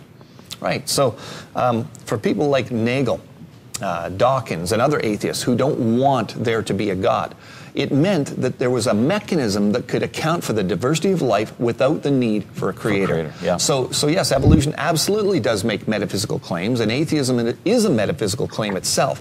And it's not possible to be an intellectually fulfilled atheist without believing in evolution. Yeah. Among all the beliefs that are out there, it's a horrible belief. Beliefs have consequences. Beliefs govern behavior. All right, Eet, you call? What about those of us that are just atheists because we don't care? Yeah. Right? Nope. Like this dude may hope that there is no God. He may wish that there is no God and actively doesn't want there to be a God. I just don't care. When I get up every morning at 8, I go to work, I have a doctor yell at me because he can't figure out how to turn on his computer, and then there's no need for a God anywhere in that, right? I just don't care, right? So I'm like, where does your creation theory Captain tie and button up, and does it look like his head is about to explode? I mean, really, his head is very, very red. Is he getting enough oxygen? Might have like high blood pressure or something. Not enough oxygen may have explained a great deal about his behavior. Seriously, dude, loosen up that tie, homie. What was I talking about? In a lot of ways, he's right, because there are no atheist creationists. There are no young Earth atheists, or Not quite. Yeah, I want to be Hilton from British Mensa is a non-religious Earth non-evolutionist. He does it by copying young Earth creationists, so he's just a parasite, but nevertheless, it can be done. It requires you to have your head up your ass, however, pretty tight. Indeed. Yeah, and Eet, Mr. Ham, Mr. Ken Ham, actually has already explained your particular situation to all of us. Me? Yes, specifically? he has. I didn't realize I was that important. No. Ham said, actually, yes, it was at that stupid arc. He said, and here's all about Eet MeeL. He claims to just not care, but he's really angry at God. That's what the fuck? That's it. There's no atheists know that there's a God. they're just angry with him because flashing back to my argument with Cy Ten Bruggencate. Yes. There's theological justification for that. He's not making the argument up just to be snide. There is scripture to suggest that everybody actually knows that God is real, and they either come to God or not. And so if you riff off of that, the way young Earth creationism, and for that matter, people in something in the intelligent design movement will play off it too. So it's not intrinsically a young Earth creationist, and we cannot attribute this to Ken Ham as an original thinker because he's not. Indeed. All right, here we go. Dawkins himself said this. He said, "We live in a world, in a universe which has no design, no purpose, no evil, and no good, nothing but blind, pitiless indifference." Okay. That's his belief. That is such a profound statement at the end of 2 pages of ranting. Like it's yes. I just want to watch Star Trek and cry. No. You'll notice how addicted they are to Richard Dawkins, although not all of Richard Dawkins. They only like to quote little tiny snippets because they're the favorite quotes from it. Listen, you took it out of context, and granted, putting it in context doesn't make it much better, right? But the whole point of that whole thing is that is putting everything into perspective and putting everything into saying is that as we see it now, there's no need for this, there's no need for that. So we live in this thing, and then it goes on to say some other stuff. I'm just happy I actually know things that now. Normally I have to like Google things really quickly to look it up, but I'm actually recognizing a lot. So cool pick and the video. The terrible irony here, I never became an atheist because of Richard Dawkins. He wasn't even around at the time I was, nor did I become an evolutionist because of Richard Dawkins. I grew up because I read about dinosaurs, and Dawkins didn't write diddly squat on that. So I don't care what Dawkins thinks on these subjects. I have my own views I've arrived at by my own evidence. Indeed. And the quote that they pulled out there is, I don't know if that's really the one they were looking for. I think the only thing in the full the full discussion was to make the point that there are no goals, like evolution, nature. There are no goals. The goal of evolution was not to create humans. I mean that was I believe that was the point. Another irony is a little behind the curve on some of these things, that some of the attitudes about our morality and our ethics and altruism have an evolutionary basis. They arise naturally out of evolutionary systems. They arise in systems that don't even have brains, bacteria, but they certainly become amplified in organisms with brains. And so Richard Dawkins is irrelevant to that issue, and Frack here are irrelevant to it because they're never going to look at any of that science data. Odds are. All right, here we go. Influence what he believes about right, wrong, the meaning of life, and so on. And we'll continue with that in just a minute. Ooh, another commercial. Oh God, I hope this commercial's about a foot fungus cream. I need a good foot fungus cream. Did you see that big dinosaur head on the wall? Mm-hmm. Yeah. That was pretty cool. As though any of them have done paleontology. I'm waiting for one of them to look over and go like, ah! All right, here we go.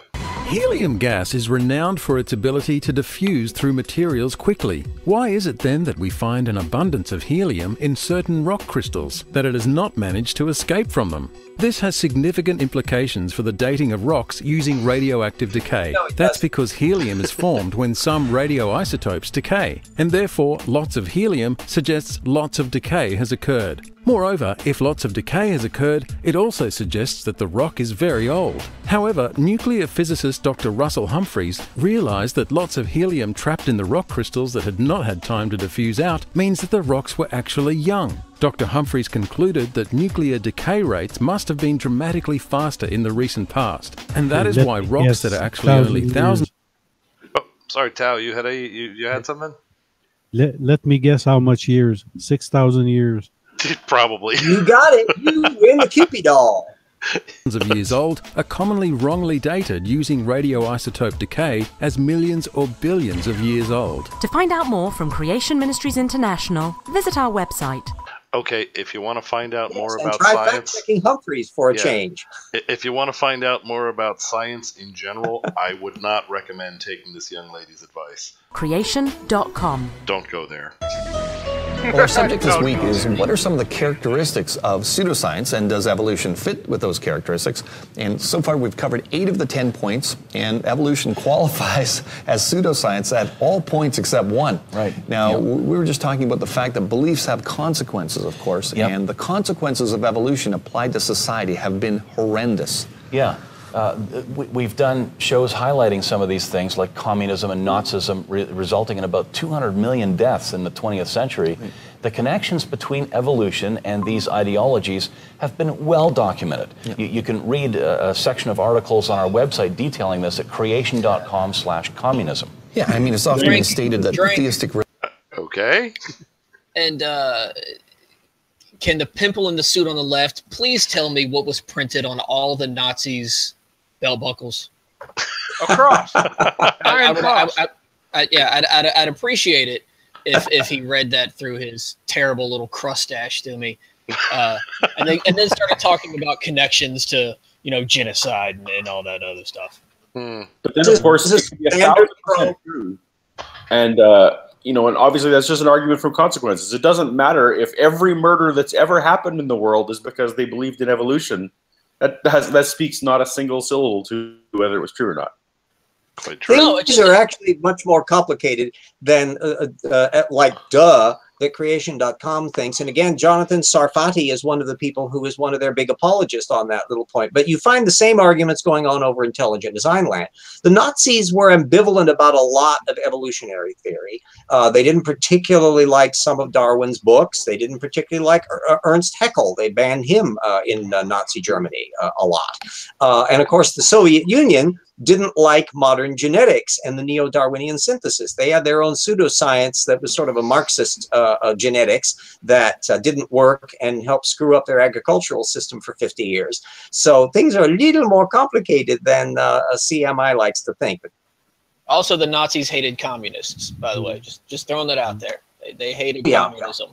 So, and an awful lot American racist Christians supported the Nazis or were favorable to them because they were anti-communist. We get into a lot of little pecking orders going on about who likes who. USA, USA.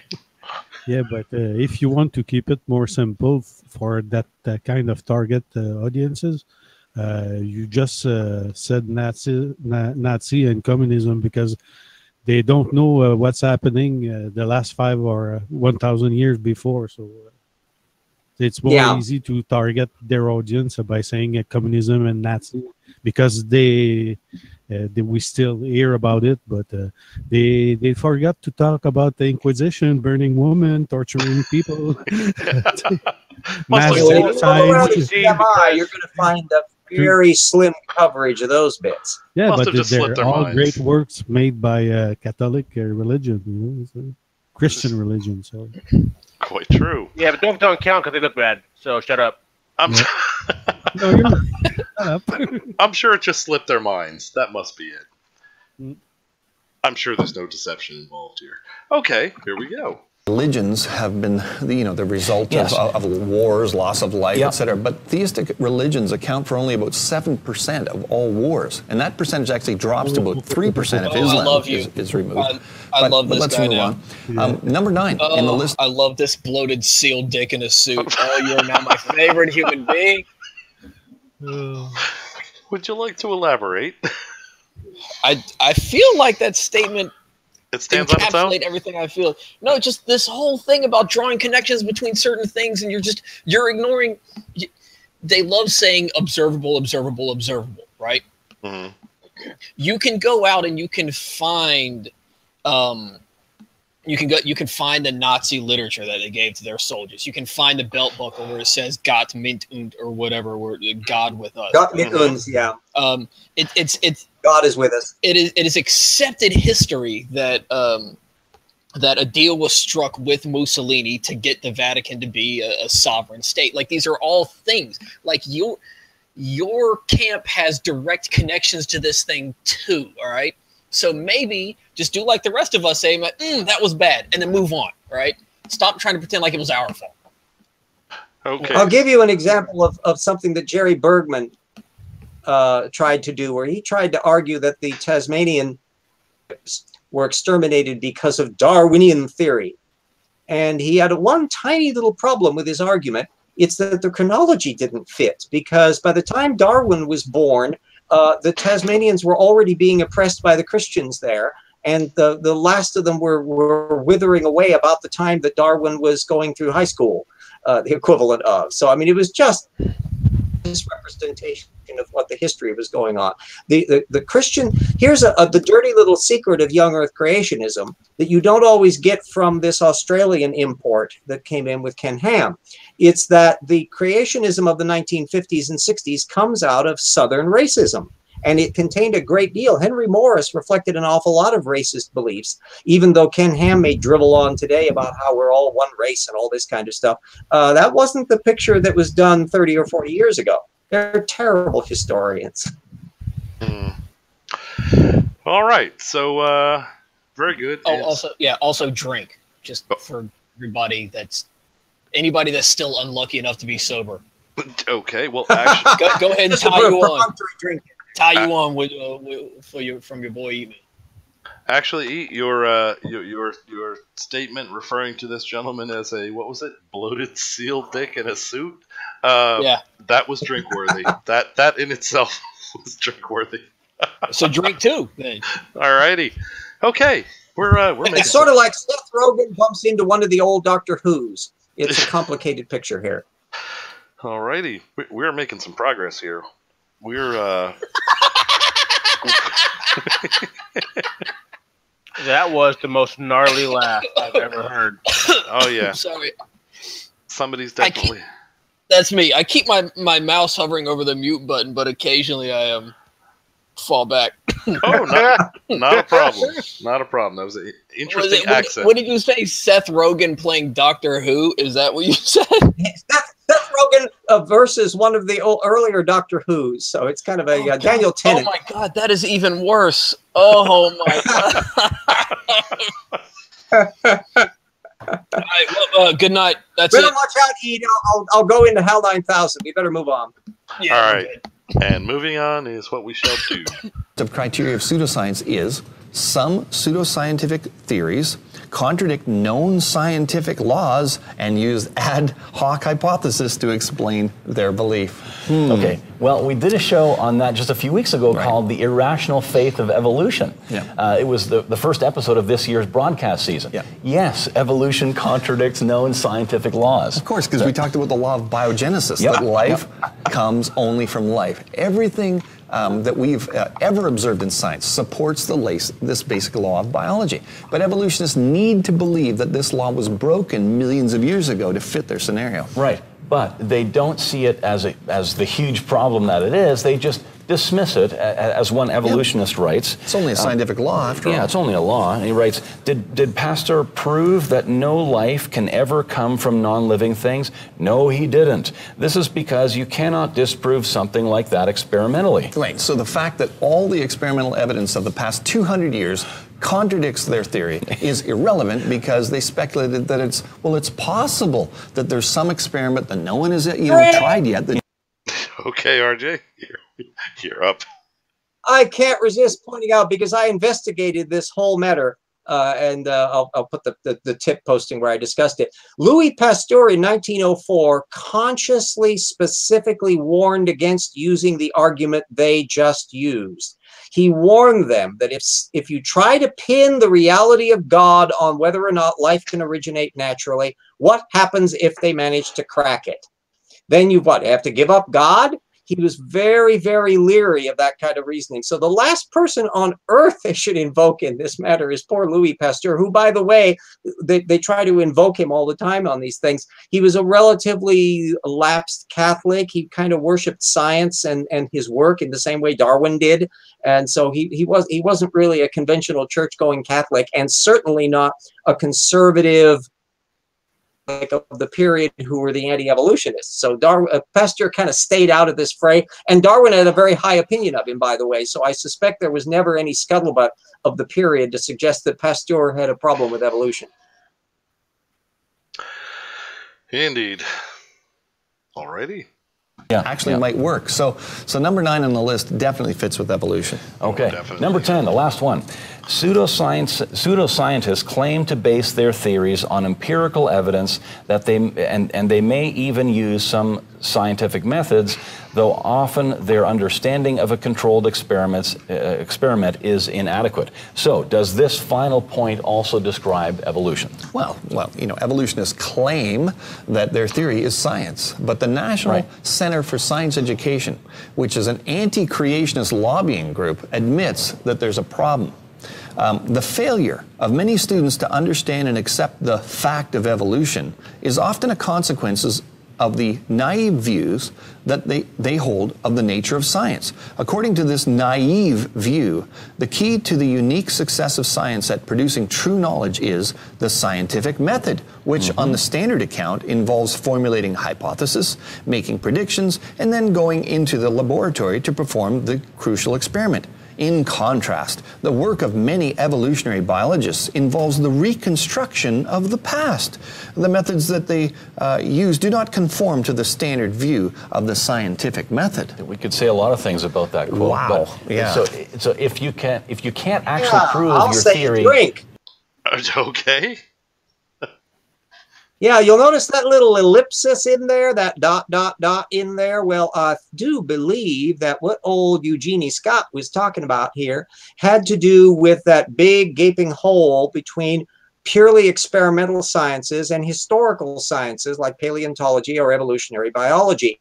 And about that reconstruction of the past part, may I remind you, talking heads, that we are in an era of paleogenomics by 2017. Scientists can, in fact, use the experimental laboratory method to reconstruct and retro-engineer the past. I know you kids don't know anything about it because you never get within 100 miles of the technical literature, but I'm sorry, I read it.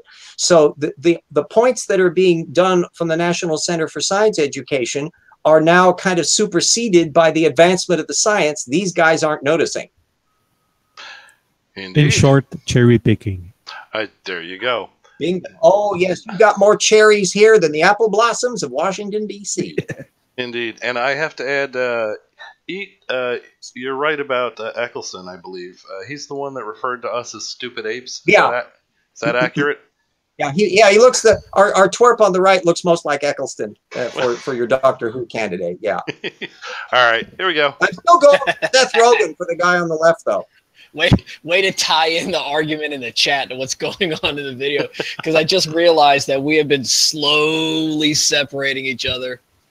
I unsubscribed from Paulogia's channel, and he threatened me, and then we've been arguing over doctors, and y'all are still talking. What is this video about? Oh, Billy Piper rocks. Billy Piper is this talking about the NFL draft? Because I feel like that the Panthers have a real chance to rebuild their team this year. What are these guys? Can we rewind it? Tom Baker, damn it! Oh, yeah, Tom Baker was one of my favorites, most definitely. Would you like a Jelly Belly? But it's the scarf, dude. He's the easiest to dress as because I've got long curly hair. All I need is that tweed coat and that scarf, and I am good. And he's the only one of them who played Rasputin. Yeah, but Eccleston had that radical leather jacket. That was pretty damn cool too. Dude, Frankie Boyle had the best joke about Eccleston's Doctor Who. He said something about like, do you really want a Scotsman wandering the universe with a screwdriver?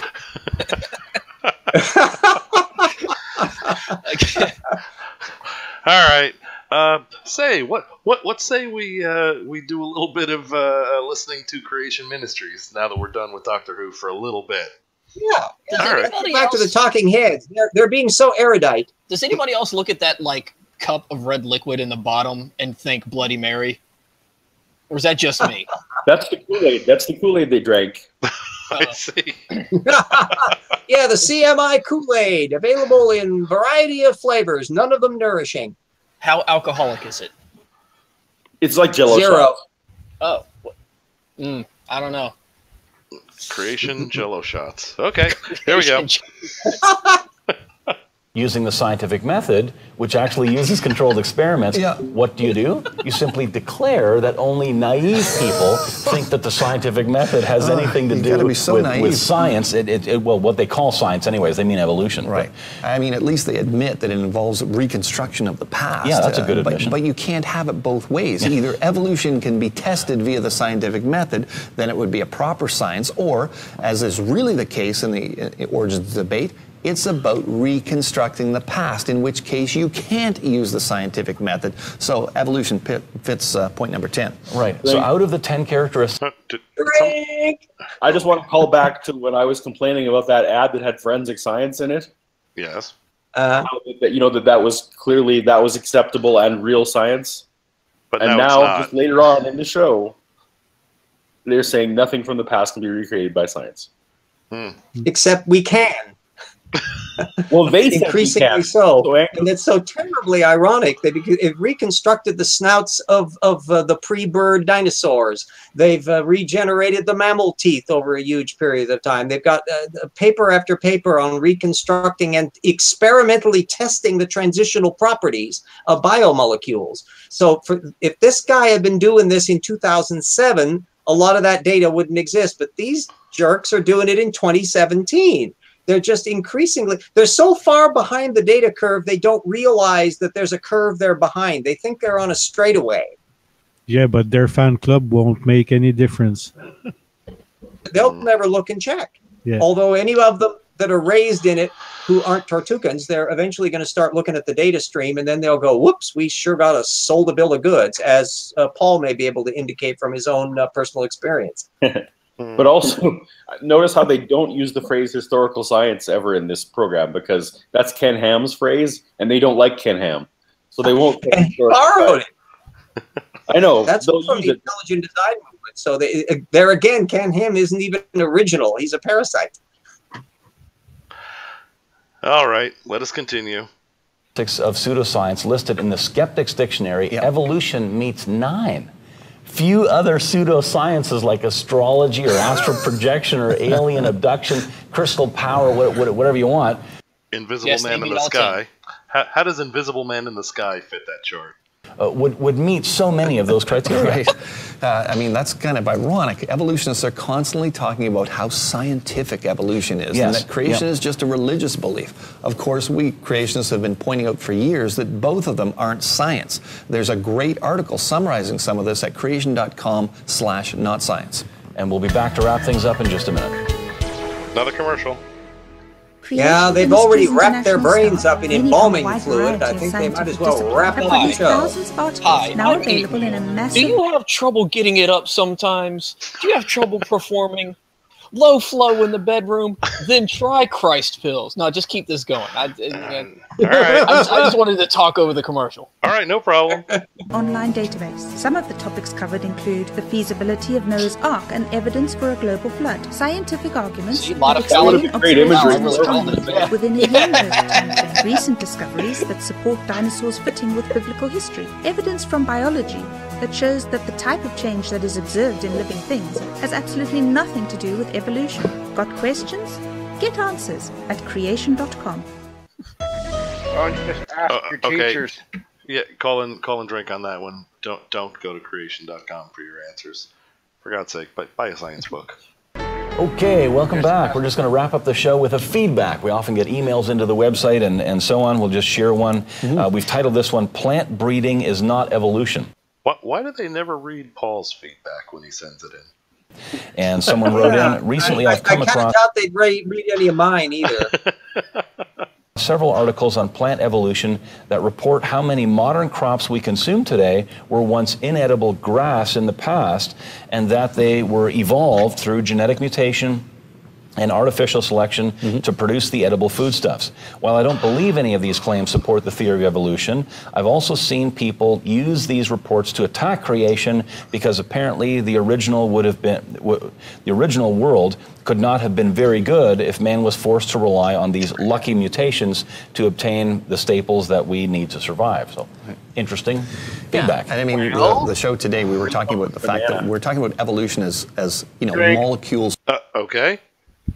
About his bit about the quote unquote original world not being perfect, and it's like, well, if we have better crops than what fucking God planted, yeah, dude, they kind of suck. Sorry. Yeah, so God kind of botched it. You're saying? Yeah, totally fucked it up, fam. But didn't a very famous creationist mention that God designed a banana perfectly? Yeah, and I guess he, like screwed up cherry trees and apple trees too. Wow, good job. The banana fits your hand and it's pointed right at your mouth, and so is a gun barrel. What like? Whatever. Who cares about that? All right. Here we go. I will note that the huge technical literature on the evolution of plants in all of its various stages, all of its various subcategories, and all of that is voluminous, and they don't get within 1,000 miles of it in any creationist or intelligent design literature. It's not just the creationists that have a problem with this stuff. So I'm just going harump, holy moly. Do I have to forget everything I've ever learned in order to be able to believe creation.com? I think you might. Yes. Yes, that's unanimous. All signs point to yes. We obviously natural as far away as you can. Indeed. Selection, genetic mutation, these are real things that we observe in biology. But they define just, these terms. Yeah, they just don't evolve anything. So, actually, Dr. Don Batten, our CEO of CMI Australia, a PhD in biology himself, he answered back. I'm just going to read one key section here. He said, I have no problem with the concept that mankind has selected and developed various crop foods to make them nicer to eat or easier to cultivate, but sometimes not as nutritious or healthy, he points out. This has nothing to do with evolution, as there is no evidence that the processes involved the natural addition of new genetic information. I mean, this is the key that evolution needs. New genetic information. New genetic information to the species involved. Mutations are the only game in town for the evolutionist to achieve this, and they are clearly not up to the job. Okay, Drink, new information. That's his argument now. So we're going to ignore gene duplication and then mutation afterwards. We're going to just say that mutation is the only tool evolution's got. And how does mutation give you new information? Agreed. It doesn't. And then never look at any of these signs that that's exactly what's happening. And dear old Don Batten is just in the same ballpark as every of these other creationists, never quite telling us what exactly information would need to look like to be accepted as new information. It's agreed. And it's his statement about, I mean, that basic statement that, mutation doesn't do that, that's the same as arguing that natural selection does not create new information. No, it doesn't. That acts on what has already happened, but it's not really applicable to what the hell you're talking about. Rant over. Moving on. And he actually references a section of our website to see mutations questions and answers on our website. Q&A page. Yeah.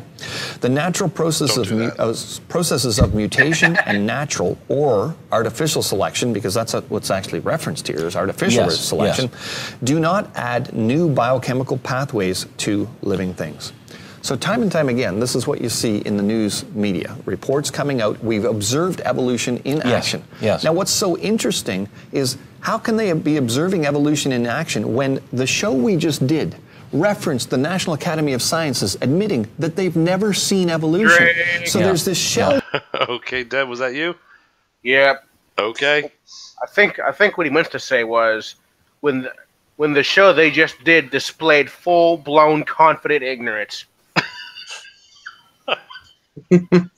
Yeah, and I happen to have pulled up in my bibliography a listing of Don Batten's material, and I've got a ton of his stuff in there. One of them that sticks in my mind is he's rejecting the idea of endosymbiotic origin of organelles in mitochondria.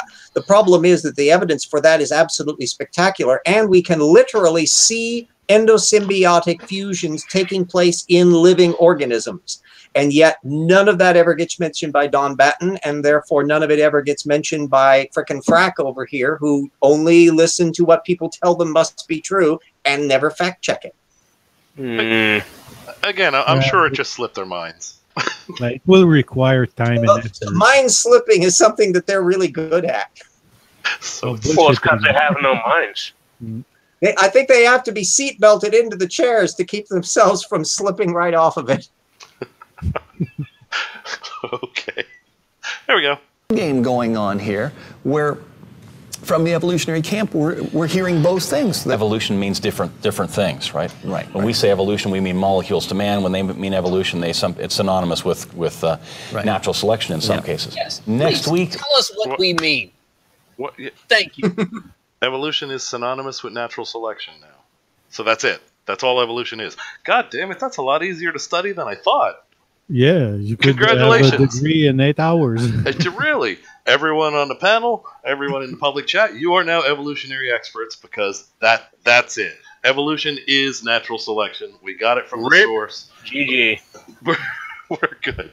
Your certificates will be in the mail. What about mammoths? Don't forget to buy the DVD or the book at the end of that info page.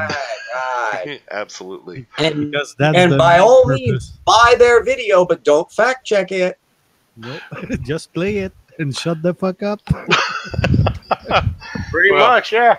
Well, Paul says I'm not going to get into any copyright infringement issues, so I will order up that. Remember the commercial somewhere in the middle of this foolishness? I think we'd have a lot of fun with that one. All right.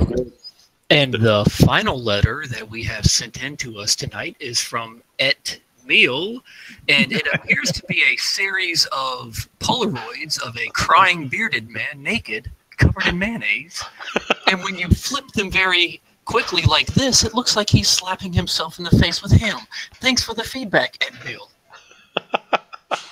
We'll see you next week on Creation Magazine. I had to do it only because I knew they weren't going to read my letter. Yeah, I knew they'd skip right over it. Every week I send it to them. One more commercial, guys? How about it? Oh, no more commercials. They don't sell anything. Oh, I'm disappointed. Don't worry, we'll get that damn DVD. I'm going to get them to read my letter. Teleprompter operator. Wow. Floor director. That's a lot of people, lots of budget for 2 clowns to sit on the table and read 2 papers. Oh yeah, yeah. I'm Looking at that list of responsible parties, I gotta say, each one of us is doing much more work than we should. We need some staff. Absolutely. All right. Well, that was. Let's see. It's 1:49 here at the coast. What say ye? We do have another one queued up. It's Kent Hovind. Actually, Kent Hovind's wife, Mrs. Kent Hovind, Mary Hovind. Yes. Wait, didn't they separate? So the ex Mrs. Kent Hovind? No, he's got a new one. He's got a new one. Good on you, Kent. Way to work the field, homie. Way to forget that whole Bible thing when Jesus was like, man, you don't get divorced and remarried. Absolutely. I'm with you. Yeah.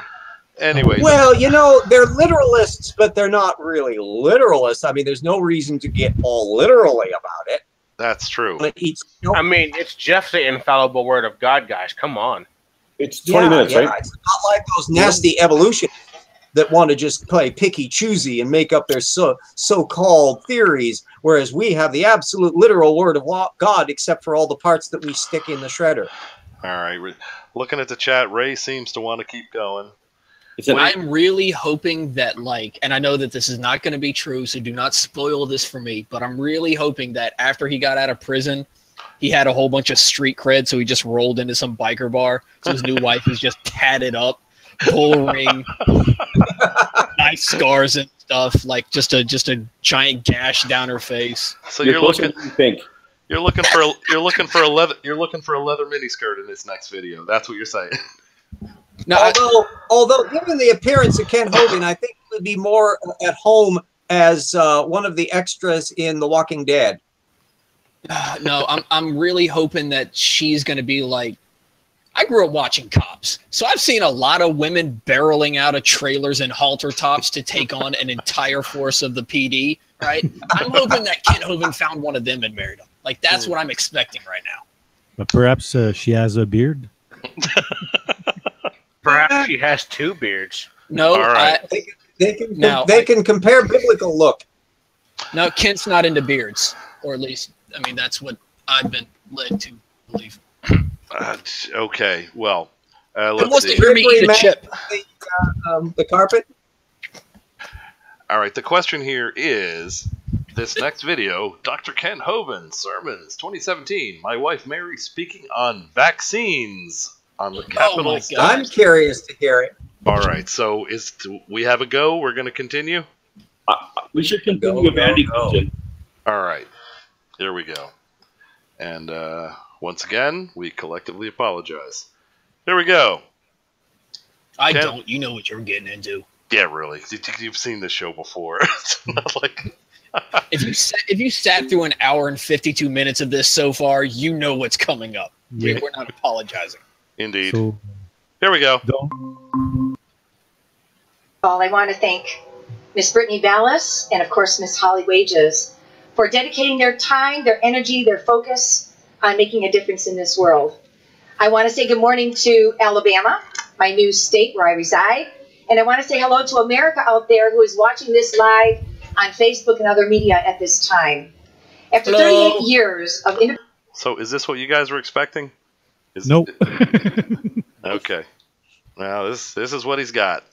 All we need is a few traffic cones to give it that rustic flavor. Research into vaccines and over 26 years of... Okay, some of you guys thought it was going to be a guy from that prison, right? Yeah. Speaking the resolution is bad, but she looks good. Yeah, but, really? The resolution is bad for my screen. It's not too good in the original either. Yeah, there we go. On my screen, she's got like a real strong jawline. He's quite a typical... Who did her poster in the back? North Korea? Oh, yeah, that's all. Yes. King Jong Christ. All right, and what's and what's with those oversized sunglasses? You don't suppose Kent is getting a little the boss at home, do you? Do you see them biceps? She hits back. All right. If you guys are watching any of the Kent Hovind compound stuff, like the people who are leaving his compound and posting videos about it now, Mary is clearly in charge of that whole place. Kent is not in charge. I see.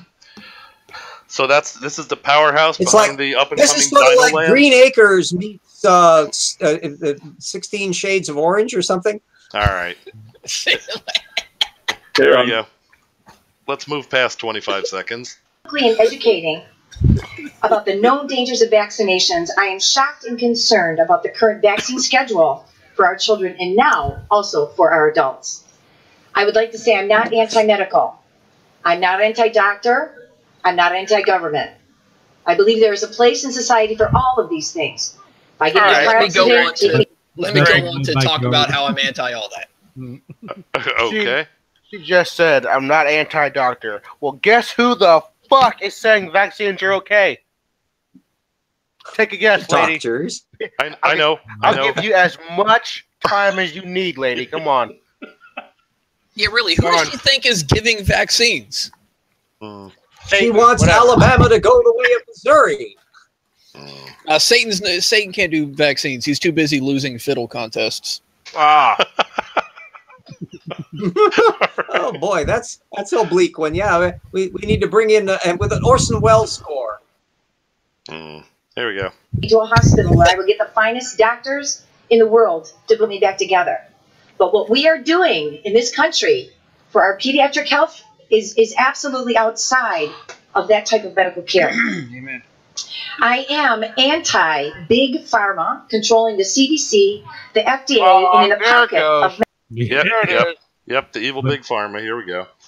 Yeah, but I'm pretty sure that if she had the stock shares of a big pharma company, she will gladly take it. So, plus, if she was deathly ill, who wants to join? Oh, Andy's here. Cool. There we go. Andy's in. Everybody say howdy to Andy. Hi, Andy. Yo. Alrighty. Yeah, just in time, bro. Indeed. You're watching an anti-vaxxer creationist. No, absolutely. I mean just in time to hear me shatter my own skull, slamming it on my desk. So let's go. It makes a pretty light ring, I must say. All right. Here we go. And representatives contributing to their campaigns while they're running for office, and then those representatives are obligated to pass unsafe, unconstitutional bills, removing our rights as parents to make informed healthcare decisions for our children. Do you hear me out there, Alabama? Amen. Okay, I want to make sure you guys are awake. It's been a hot morning here, hasn't it? I am also anti-propaganda. What we see in the media every day is propaganda showing one side of this vaccine issue. They refuse to totally investigate this whole issue with sick children and autism and vaccines. All they will do is continue. Okay, Dev. She just said she's anti-propaganda and then spews the most propaganda 101 bullshit I've ever heard in my life, dude. The only reason why the argument is so one-sided is because the argument with all the fucking evidence has all the pediatrics. Actually, the reason why they only show one side of the argument, because on the other side of the argument is a whole bunch of dead children. And ain't nobody really trying to watch that. Yeah, that's too. Just throwing that out there. A whole bunch of teeny tiny little dead babies and their dead little baby coffins. Yeah, there you go. There's your other side, sweetheart. Oh. If you got somebody who's convinced that the Earth is 6,000 years old, of course they're going to be the most reliable person to evaluate epidemiology. To regurgitate what they are told by the CDC and the FDA. And that is unacceptable as far as I am concerned. They say that vaccines are safe, that they do not cause autism. And yet we have seen this catastrophic increase right along with the increase of vaccinations given to our children. Drink. What? All right. No. Okay. Tao, you're up. Yeah. There's no real proof that vaccine cause autism. It's just that for the last 20 years, doctors are better equipped to diagnose different kind of autism. That's the only answer. Yeah, no, this is bullshit. The thing is that like 20 years, 50 years ago, whatever, like what we now know as an imbalance in the head, in the thinking organ, right? We call autism, right? Back then, they just thought you were stupid, right? Yeah, so but as our understanding of the human brain has gone on, we've learned to diagnose these things earlier and earlier and earlier. Yes. That's why you're seeing an increase in autism diagnosis. It's just because we don't really still understand the mechanism of autism, but the method for diagnosis it are better now. But yeah, no, I'm not saying that we understand it perfectly, but we understand it a lot better than we did. Yeah. So whenever I hear that argument come out of somebody's mouth, to me it sounds like somebody saying that the moment we invented telescopes, then all the stars were created in the sky, right? Like it's such an absurd thought to think that. Am I showing up as backyard science to everyone else? Yes, you are. Yeah. That's okay. You're still Andy to us. Don't worry. That's weird. I signed in through my phone. I tripped over a cord in my dog and broke my laptop last weekend. Smooth. Oh my. Yeah, I know. Hey, I had my choice. I could either break me or I could break the laptop, so I went with the laptop. It's replaceable. You made the right choice, definitely. But anyway, all right. So yes. What? Oh, what? I want to say that if she doesn't trust you know, quote unquote big pharma and Monsanto and whatever key trigger words I happen to miss. All she has to do is just, you know, make her own vaccine, and fucking there you go. We'll see which one works, lady. Like, what do you want us to do? Indeed. And as for the what she is indicating is an increase in autism, which I personally agree it's an increase in diagnosis of autism. But let's say that's not the case, and there was an increase in autism. Why does it need to be tied specifically to these various inoculations? All of that started with a purely fraudulent paper. And, we had to basically retract run it. with that. Indeed, in the Lancet even said, "Whoops, let's get rid of that." But I mean, not simply fraudulent, so fraudulent that the man that wrote it can no longer call himself doctor.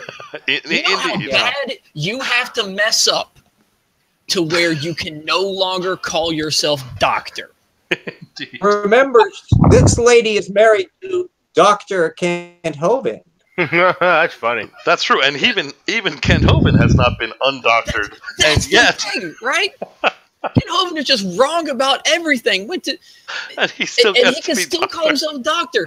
Andrew Wakefield can no longer call himself doctor. That is how bad he is. Quite true. I hope everybody spotted the technical paper up there that surveys some of the current information on genes in the brain and autism, and it's completely disconnected from all this flapdoodle about vaccines. Flapdoodle. Okay, he's having fun. Here we go. I'm so jealous of your ability to cuss like that. I'm just so jealous. Hey, we learn something every show, don't we? Here we go.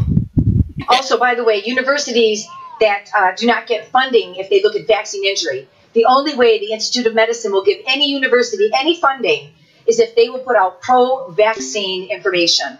And that is wrong, people. We have got to see a change right there. Not just our government, but it has to go all the way through our universities. They only fund pro-vaccine research. Even worse, all vaccine manufacturers are completely not liable for any vaccine injuries. Imagine if you had a private company making a product that your government is mandating, that their government is forcing to do in some states, and yet you are not liable for any injuries because of that product. To me, this is Does this totally woman wrong. want mumps-riddled polio patients running around university campuses? Apparently, and she believes that's Inadvertently or unintentionally, yeah. And that's where young Earth creationist flapdoodle turns from being, oh, yuck, yuck, isn't this silly, to actually being stuff that's going to screw with people's lives. Yeah. So, and the thing that she just said is wrong. And I don't know a lot about it, right? I hear about it in conversation, but there is a fund that the government sets aside in which you can, after you get a vaccine, you can then put a claim to that, right? Like you can place a claim like, after the vaccine, I had an allergic reaction, and then money comes out of that fund or whatever. But the government set that aside to deal with these issues so that the vaccine companies wouldn't be getting hit directly with it. And I don't know the exact breakdown of it, but her statement that if the vaccine messes you up, you don't get treatment for it is not only wrong, but it's like wrong on so many levels. In that, like, if you get a vaccine and then you break your arm shortly thereafter, that broken arm can be treated from this fund. So like injuries and conditions not even remotely related to the vaccine can be treated from this fund because you got the vaccine. So, I mean, I'm just saying, if you're going to get in like a bar brawl or, you know, a bare knuckle boxing competition, get a vaccine first, and the government will pay to rewire your jaw. I'll have to keep that in mind. It's a thing, and I'll do a little more reading, or maybe I'll just contribute more to James RJ's Patreon so he can read for me, which is why I do these things. So here's a question. It's an actual. I got into this with somebody else on GDC, actually, Steve's page. Is there or is there not a vaccine for bacterial meningitis? I don't know. Does anyone know? I'm not sure because there are different types of my. I think there's one, but it's not the more preventive one than. I would have to check, but I read some paper about it a couple of years ago. Way to drag the show to a halt, Andy. Well, I didn't mean to. I would, like I say, it was something else over on GDC, and it was just one of those weird random ones where it was like, oh yeah, when I was a teenager, I survived bacterial meningitis. I was 1 in 100. It was awesome. I'm glad I'm alive. And a bunch of people were just like, what the hell, dude? Why weren't you vaccinated? Are you an anti-vaxxer? Like, no, I don't think that thing existed when I was that age. No, it's because when you're a teenager or a young, between 6 years old and 14 years old, if you got it, it may be it's more dangerous. But I know there's some kind of vaccine. I'll check. Keep talking. I did. I read a quick for the paper. I ran a quick Google search on Merck's website, and the short answer looks like no. Like there's 4 different types of vaccines to treat different things or whatever, but there's not like a one size fits all like the MMR. You know? Yeah, that's what I meant. That's what I meant. Sorry for. Oh yeah. No. That was me jumping in your corner against Andy. Whoa. Excuse me, against Backyard Science. I don't know who this new guy is, Backyard Science, but apparently I'm just a guy that likes to interrupt everything. I still have Andy written at the bottom of my show, so I'm good. Okay, I know the name of. I have no idea why I popped up as Backyard Science. I'd never even started a Google account in that. It's just a community. That is unusual. Because for type B, the name of the vaccine is Bexero. Or type B, because there are 4 types, though. But okay, I can't remember which one I had. I just know it was bacterial meningitis, and I was in quarantine for 3 weeks, and that's the. I got called an anti-vaxxer for having caught it, and it was really weird to have that happen. But you can catch it with a certain condition, if you are really, lack of very tired, and I won't talk too much about it because I would be probably more make more sense if I tell it in French than in English. Dude, is somebody snoring in the background? It does sound that way. Do you have somebody passed out on the desk next to you? Like a very large dog.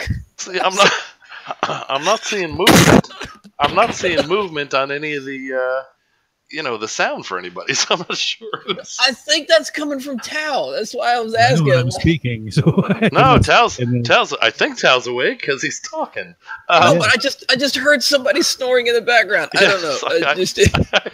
I heard it too. It was. That's why I had to mute myself for a second. I wasn't sure if it was one of my dogs crossing over. No. The vaccine for the type B is at work for. I hear. For 2 months old to 17. Oh, Sewer Tapes ask, is there even an audience or just Kent with a camera? Yeah, we've not even seen some elbow come into screen. We have no notion as to how alone she was in the traffic circle on this. That's a good point. Yeah, First off, RJ, do not derail this conversation. We're trying to figure out who is snoring on the microphone right now, okay? I know you think we're here to talk about a YouTube video, but there are more important matters. I plead guilty. I'm sorry. My bad.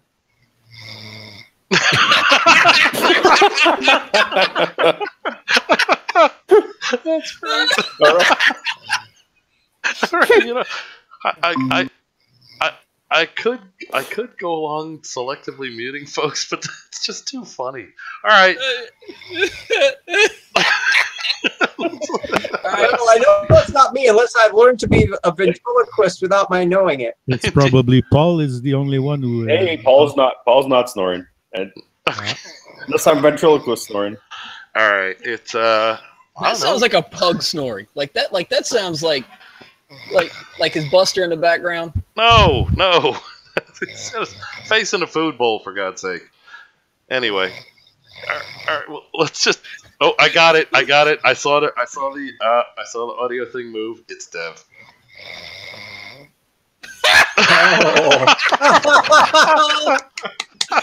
Oh. All right, let's just let it go. And here we go with back to the anti-vax.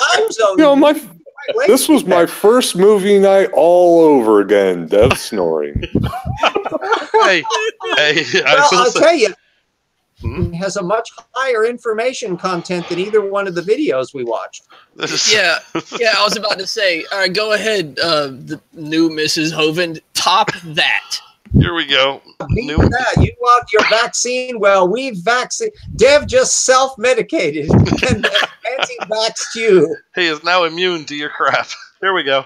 Vaccine manufacturers are private industries making billions of dollars at the exposure of our children. And this is totally unacceptable. And I would like to see that law changed where if you make a vaccine and it is not safe, that you are responsible for the outcomes when society takes that vaccine. Amen. All right.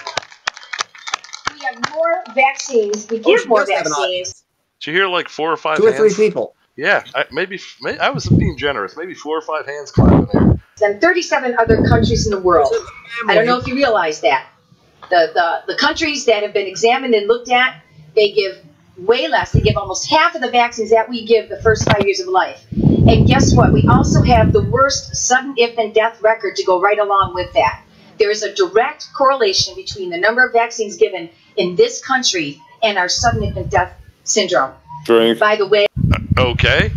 Andy? I don't actually have any proof thereof, but I would like to argue her statement that we have the highest infant mortality rate because of vaccinations. I highly doubt that North America as an entire continent has a higher infant mortality rate than, really sorry to say this, but Africa or Southeast Asia. Yeah. I'm sorry. Go on. That's bullshit. If I just put some statistics, United States as one of the baddest record for mortal infertility in the Occidental countries. Really? Yes, it's in the top 10. I don't recall exactly the numbers, but wait for I take back my statement. I was wrong.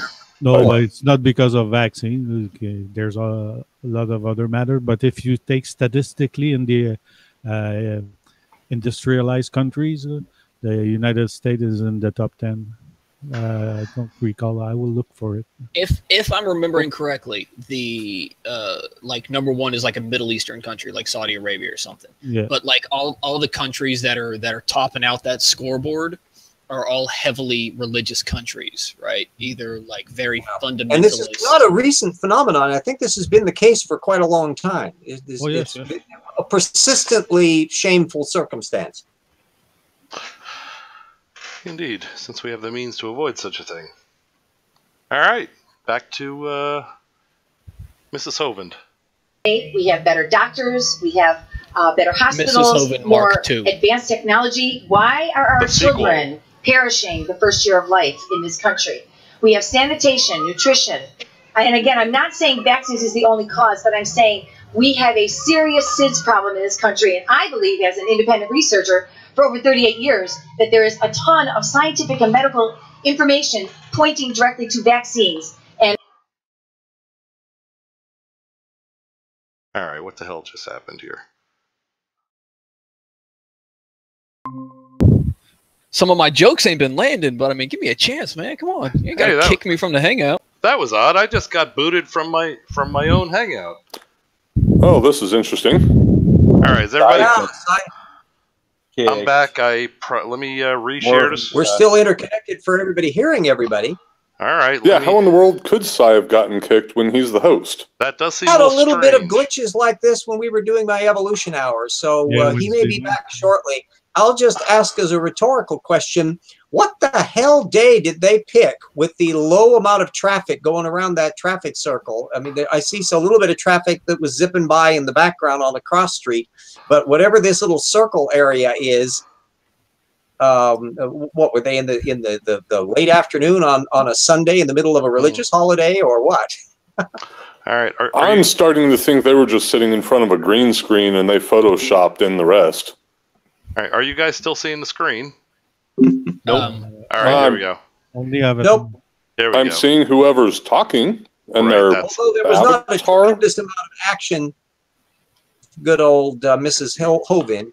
All right. You should. There we go. There it is. Yeah, that was very strange. I got booted out of my own Hangout. Okay. Yeah, I was wondering why there's so little you know what you traffic. did. What possible time of day could this be where there would be that little amount of traffic, or what kind of day was it? They were picking, Confederate Generals Memorial Day, or what? It's I don't know. It doesn't actually seem logical to have zero traffic on a day in any city in the U.S. You don't think they It green looks like a screened fairly good metropolitan area. Is it Montgomery, Alabama, or wherever? I mean, Spokane. You can't even find a spot where you don't have traffic. All right, There hold are on. only 180,000 people. Also, I want to throw in a quick low blow here, where she's just like, "Why do our kids keep dying? Maybe because certain sects of your religion keep preaching that your invisible sky daddy will heal them when they get the flu, rather than giving them baby aspirin." They were cutting back on measles vaccinations, and guess what? Measles is back. Well, if she was a real Christian, maybe she would actually be up for single payer and making sure that everyone has affordable health care. But again, this isn't political. This is science. Indeed. All right. Yeah, so maybe they're in North Korea. Yeah, North Korea, I think, has more traffic than that city in Alabama. Who knows? She might be green screened for this. Let's. You know what? As it plays, we haven't been paying attention. See that car in the background? Let's see if it moves. Okay, here we go. Their additives. Well, there was traffic going Right. Oh, there's across people. that I cross see. street a while back. All right, and I see people walking over here. Oddly enough, away from her presentation. I'd like to know what the little black thing that's draped on the post is there. It's got what it's like this. Like this is like a religious shroud or something that's stuck over there, or did some walk by and discard their burqa? I mean, what is going on? RJ, clearly that's a scarecrow. Okay, well then, what the hell is Mrs. Hovind doing still around? That should have scared her off. All right. Back to Mrs. Hovind, the sequel. I'm totally against forcing vaccines. Vaccines are not the same as immunization. They do not lead to immunity. They cannot replace natural immunity. And there's one study that I would like to see done on a mass scale, and that is looking at the children who are not vaccinated and comparing their health with those who are. As a speaker, traveling all over the country and Canada and doing radio programs and, of course, all of the media like Twitter and Facebook, I have met thousands and thousands of parents who come to me and say, my first child was fully vaccinated. That child has never been well. I have 2 or 3 or 4 or 5 other children that never had a vaccine. They are so healthy. The difference is absolutely outrageous. Drink. Anecdotal evidence is not evidence. All right, I think Andy was next. I'm pretty sure I did not call drink first. I think you called drink first, actually, Cy. Oh, I said my thing. That was it. Anecdotal evidence is not evidence. You're up. Thank you, though. Yeah, for the 90% of the rest of the world that was actually vaccinated, well, at least the 90% of America that was vaccinated, I can't speak for the rest of the world, we're generally pretty healthy. Not just dying off in droves from, polio, measles, mumps, rubella. Come on. This is a horrible argument for her to try and make, that people who got vaccinated are just dying in droves. I don't want to impugn Mrs. Hovind's scholarly precision, but I trust her ability to do a sampling survey of the people she bumps into about that about as well as I would expect her to throw an anvil across that. Yeah, well, don't count her out, right? She's stocky. She looks like she's got good form. I bet she could clear it. Could be. All right. And, you never know. She could have thrown hammer back in college. You never know. I mean, $35 says that this speech ends with her grabbing that podium, spinning around, and then chucking it through the building behind her. Yeah, maybe that's how she got Hogan. Maybe she, threw a hammer at him, and in his little days ended up marrying her. Indeed. All right. I think Tao called drinking here too. Did you have something to add, Tao? Yeah, but it was the same thing that you said. So, oh, okay. Moving on. Yes, moving on. The point's so nice, you got to make it twice. Yes. Oh, God, I feel and so, until our government is willing to take a look and really give us the science, I believe every parent out there needs to stop all vaccines immediately until they do their research and make a decision that they can live with for the rest of their lives. You know, if a child is okay, Andy, that was you. Something tells me that she had vaccines as a child, and she's alive today because of them. Would she like to have those vaccines undone? I wonder if that can be done. I suspect not. But, yeah. Okay, but why do they never talk about the damage that having some of these dread diseases does long term? Like it's because they're historical illiterates and epidemiological illiterates and only think about the things they want to think about, kind of how they approach everything. Good, so they're not going to go into herd immunity and all that sort of thing. You don't think they're going to bring that up? Okay, gotcha. All right. Like that data stuff, that's only gonna she's right too pretty to bother about anything like that science paper stuff that's all funded by big pharma and has all those words that she's never going to bother fact checking. Gotcha. And if only I could have coughed on her when I had meningitis. Look, I'm not going to make another bet. A horrible thought. As it's looking like I'm already going to have to pay Sub-Zero $35 because I doubt she's going to throw this podium as much as I wish it to happen. But I am willing to bet that if we were to put her on a plane to, like, let's say Nepal or India, right, that she's going to go get vaccinated for typhoid. I suspect. Yeah. Probably. And then, like, all the hepatitis and all that other stuff. Anyway, vaccinate you for. If she go in South America's, not Uruguay and what is it, the other country? Anyway, at the airport when you arrive, you show your passport and you have to show your vaccine record. Yeah. And I've been to jungles and stuff like that when I was younger, and it was required that you have your paper for vaccines. I'm just saying, like, I'm willing to bet that if she was given the option, right, to go to India where the monkeys are like squirrels, and they said, cool, so you want this rabies vaccine? She would say yes. She would say, yes, I would like that in both arms, please. Put it in my foot as well. I would like all the rabies vaccines you will give me. Anywhere I could get bit. Give me a shot there. Just go to Africa. You will have to have the full set of vaccine to go there. I have to mute myself while I say this joke personally real quick. Okay. Only to within the family. All right. Okay. Okay, welcome back. And by the way, you weren't muted, and we're all terribly offended. Absolutely, I'm shocked. What kind of thing was that?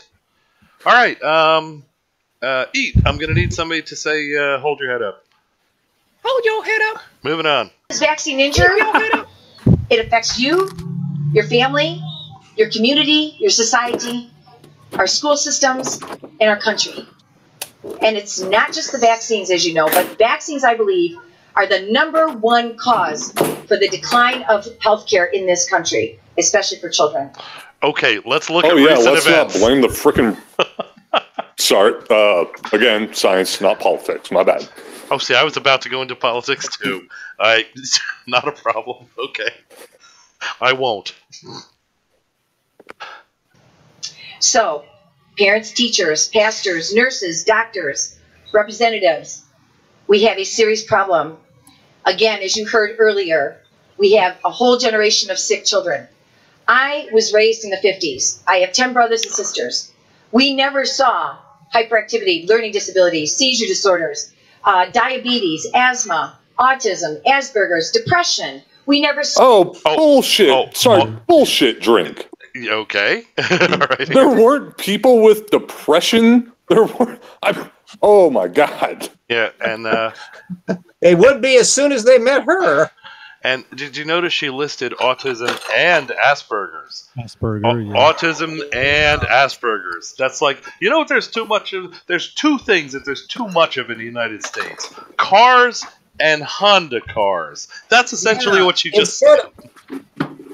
People used to have problems from polio. And how did that end? Because we got vaccinated.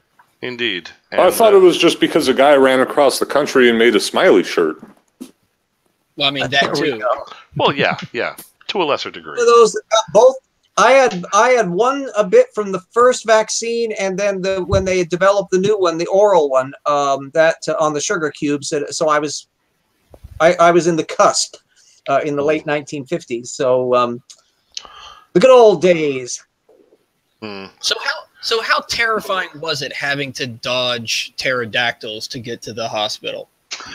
Yeah. Well, we would go in the old buckboard down to the general store back in the 1950s, and then before the good old days when we could figure out that creationism was true. Yeah. Wait, didn't the Ice Age and walking uphill in the snow both ways kill all the pterodactyls?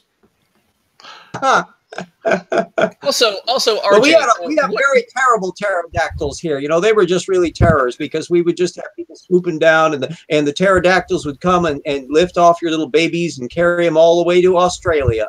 But not the vaccinated ones.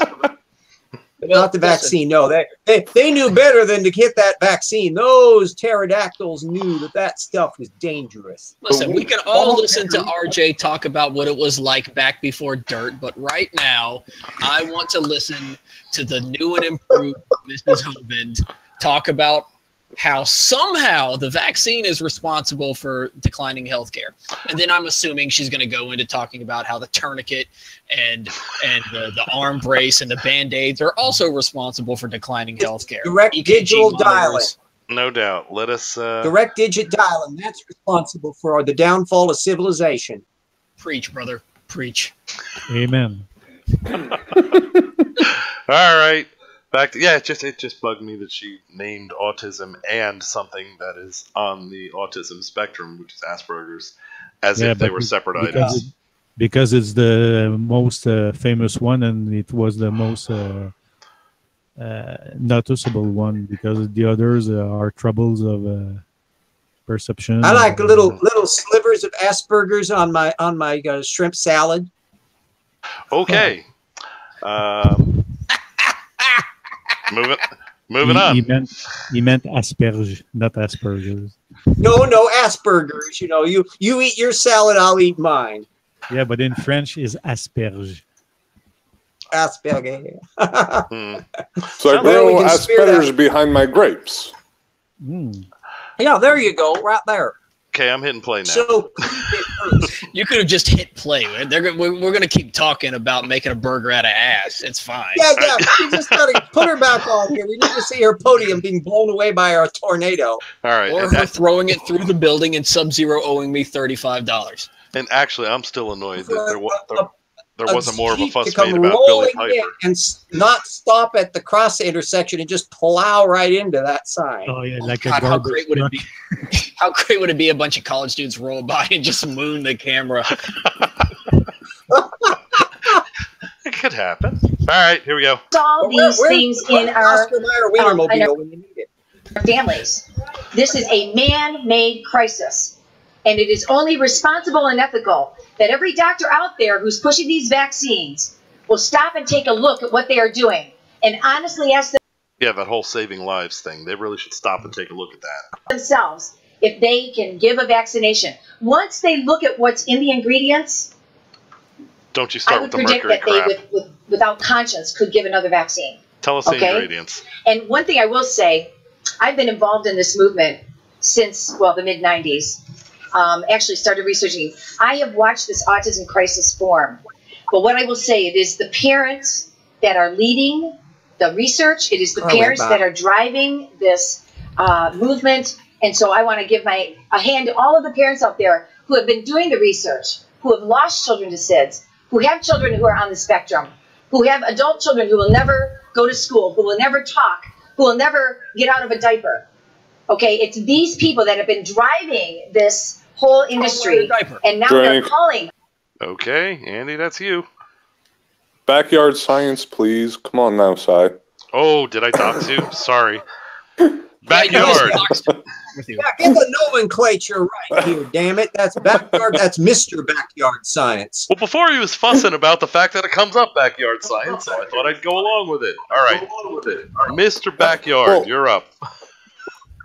I think Mrs. Hovand is forgetting about that entire, dark period in American history where the entire eugenics movement was happening, where all these people that did have these things were made to disappear.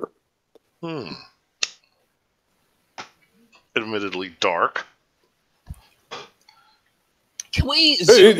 It happened. I mean, it's a thing that happened in our nation's history. It's unfortunate. It's terrible. It's beyond terrible. It's sickening, but it's a thing that happened. And she was alive throughout it. And one of the last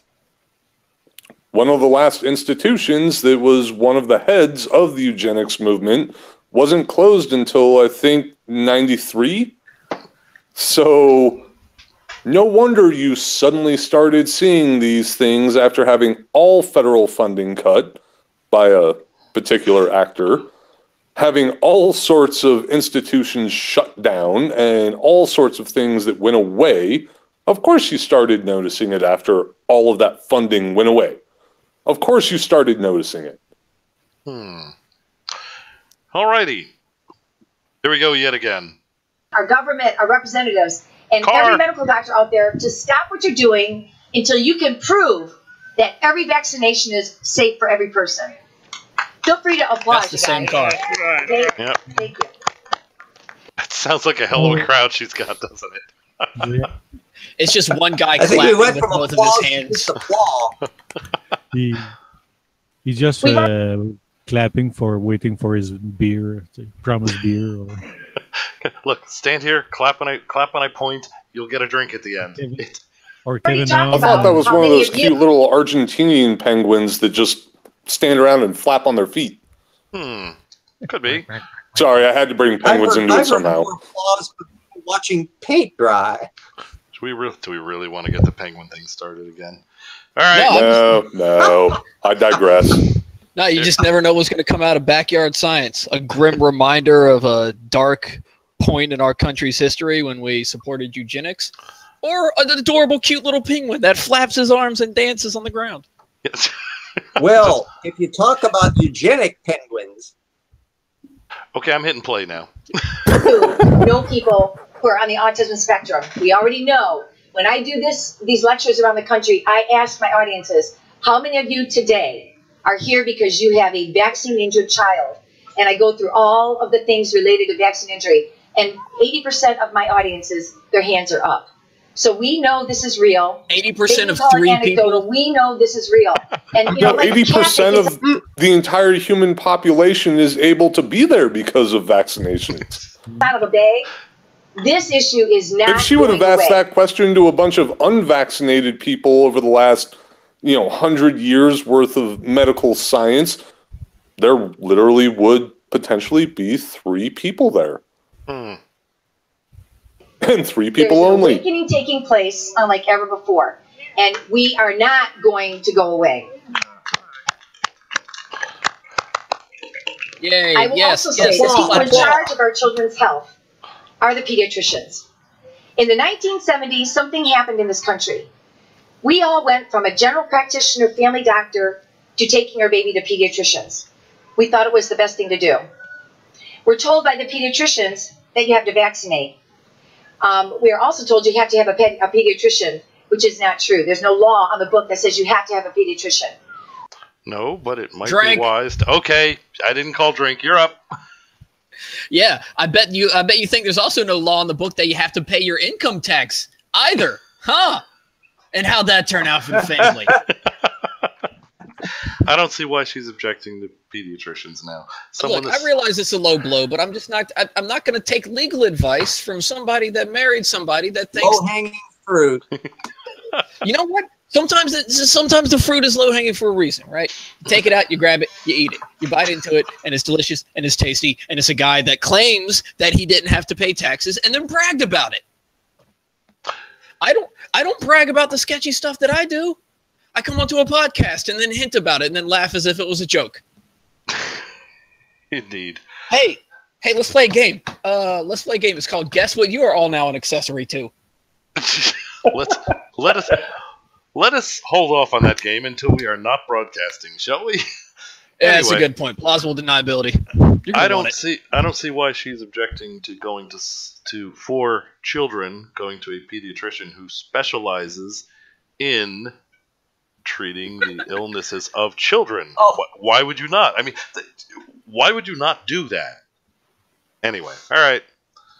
Oh, but before you start up, I just got to say, I was just doing a quick web search about Mrs. Kent Hovind and autism, and one of the things that came up was a collection, Dr. Kent Hovind Q&A, Adultery, Speed of Light, Autism Adornment, which I think is the most intriguing crash of subject matter that I could ever imagine. Anyway, go play the show. All right. Wait, is this the original Miss Kent Hovind, or is this the replicator version? This is the sequel. Yeah, the replicator version, the one that popped out of the pod person things after the big seed pod opened up at their house. Absolutely. The one Oh God, is anybody else thinking the fourth Aliens movie with all the clones? Right, she has a bunch of Kent Hovind wife clones, and one of them is just like, kill me. Send in the clones. Man, I was totally thinking Stargate. Oh, so nobody was thinking the Stepford Hovinds. All right, here we go. We all went in like really different directions. It's Compton scattering for nerdism. That was great. We are okay, but nobody. That was some pretty awesome nerdism. No, well, look, we're not that good because nobody mentioned the Green Lady from Star Trek. All right, here we go. No, because the Green Ladies were cute. We're 60. So. Yes, and it's amazing how many planets she actually ended up on, isn't it? All right. Hey, Sai. Yes.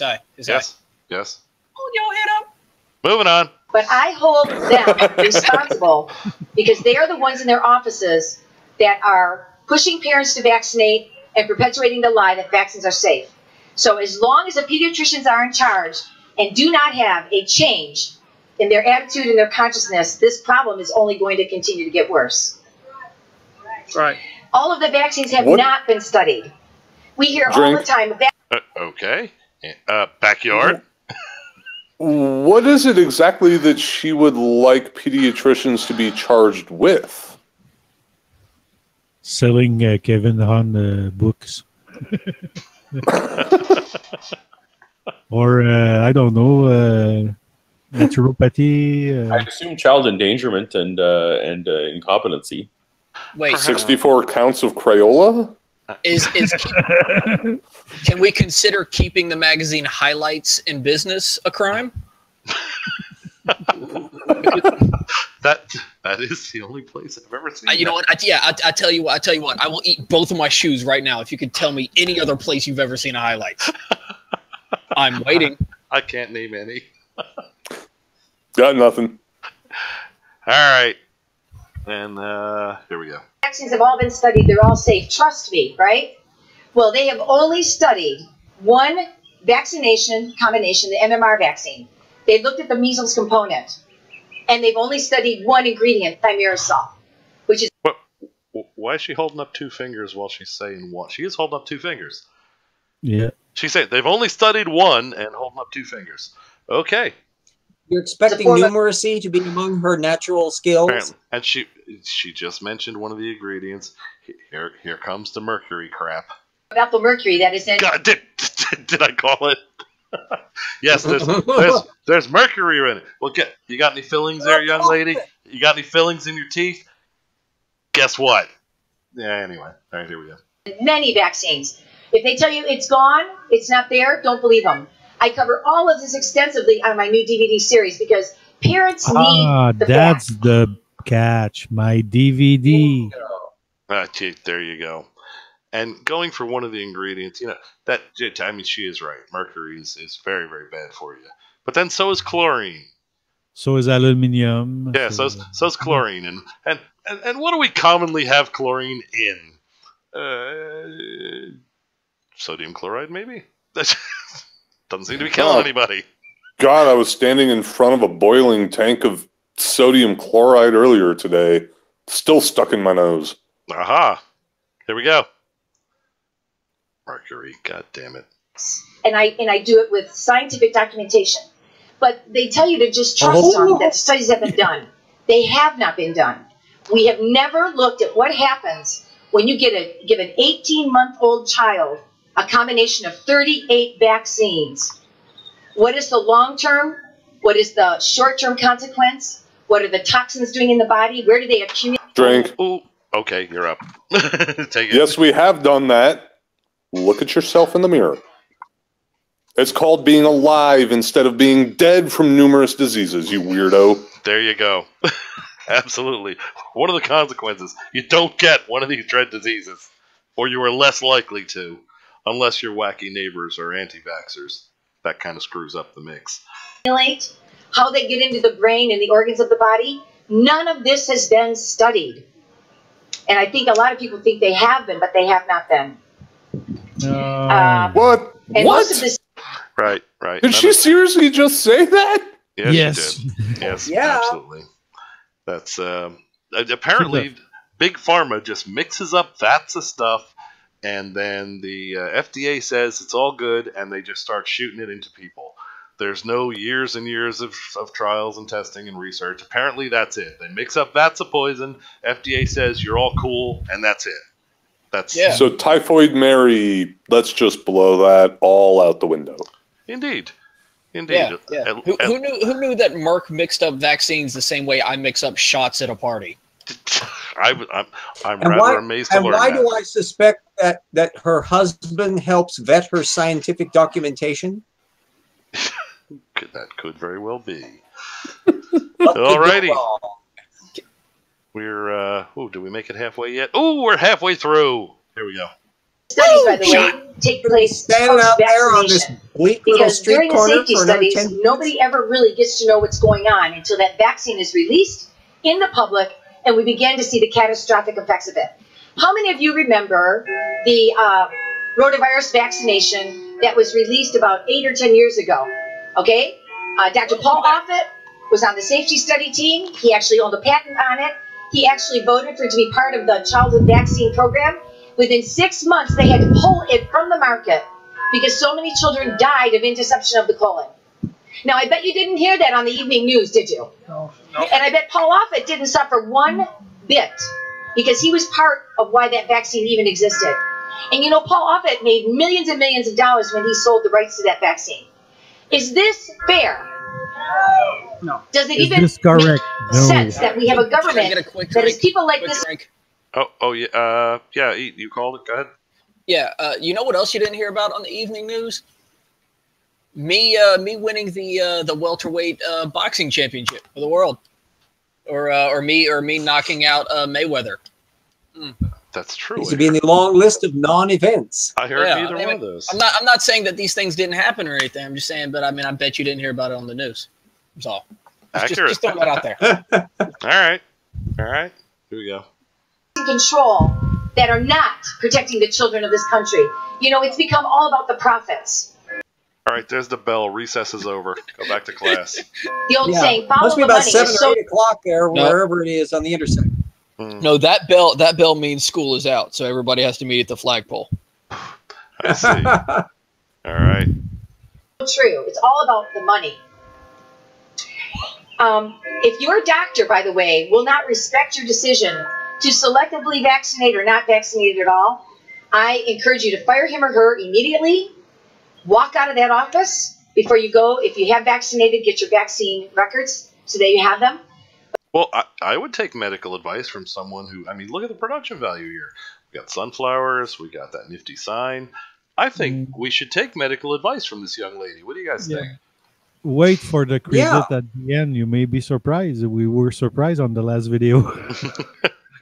her experience with medical science, I'm sure, is exactly as qualified as her husband's skill in tax codes. Indeed.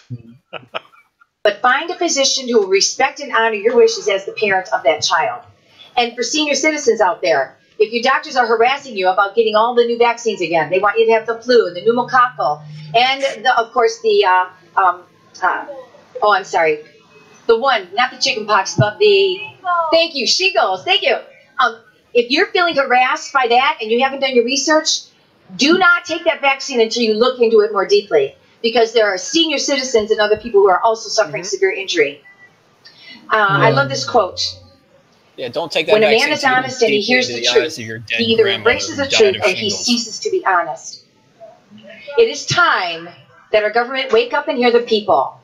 It is time that we as parents become more vocal and begin to speak out against things that are harming our children. Vaccinations, I believe, is the #1 assault on our children in this country. Well, if you believe it, I guess we all should believe it. Right? Like I mentioned before, she's got the sunflowers. Could #2 be stupid blondes and oversized sunglasses and tacky dresses screaming on a corner about perfectly safe medical procedures? I'm not sure which is showing less traffic, the intersection or her neural network. In Alabama, we have 2 exemptions. You have a religious exemption. And by the way, you're going to want to use that religious exemption because many of the vaccines that they are mandating are made with aborted fetal cell lines. And we are in the Bible Belt, where we treasure life. We do not believe abortion is right. We are Bible-believing people down here, and yet they are telling you to give an injection to your children that is made from aborted fetal cell lines. That's profiting off. Okay. You're up. That's not the case in any way, shape, or form. Almost every single vaccine that exists for anything on the planet is derived from the virus or bacterium itself. Yeah, that's the principle of a vaccine. Pretty much. To stimulate a reaction on the human body to make antibody to fight it. So after that, your body has made the antibodies to fight that kind of disease. Think she got it confused with stem cells? Pasteur discovered that 140 years ago. I think that's exactly what she did. She got it confused with stem cells. I believe so. Because that's one source of stem cells. All right. Well, was that stem cells from a beard or stem cells from an umbilical cord? Or from the brain? Or Right. There's 7 types of stem cells, I think 6 or 7 types. Grind up babies and inject them. Yeah, Ray's got it. Ray's, now, that is a trade secret. You're not supposed to be publishing that on the internet, Ray. But that scared them, the stem cells, because the first time they tried to figure out how to pick up stem cells was on fetus. So those born again retarded Christian were all on panic mode. But now we can pick up stem cells from other places than fetus embryo. So there's no big deal anymore. But indeed, for those kind of Christian retards, exactly. They still have their hobby horses, but then again, they think the Earth is 6,000 years old, so they have a little problem with the the worldview picture. Or flat, or concave, or retarded. Seriously, come on. I mean, like, do we have to have this argument? We all know the Earth is hollow. Okay, we can move on. No, it's not hollow. It's flat. Okay. Yeah, I thought it was a dodecahedron. It's a hollow flat. The world is shaped like a pretzel. Do your own research. It's flat. It's not a torus, okay? I'm sorry, it is not a torus. You said torus. It's written in the Bible. It's flat. Okay. The idea that it's a torus is a bit of bull. Aha. Wow.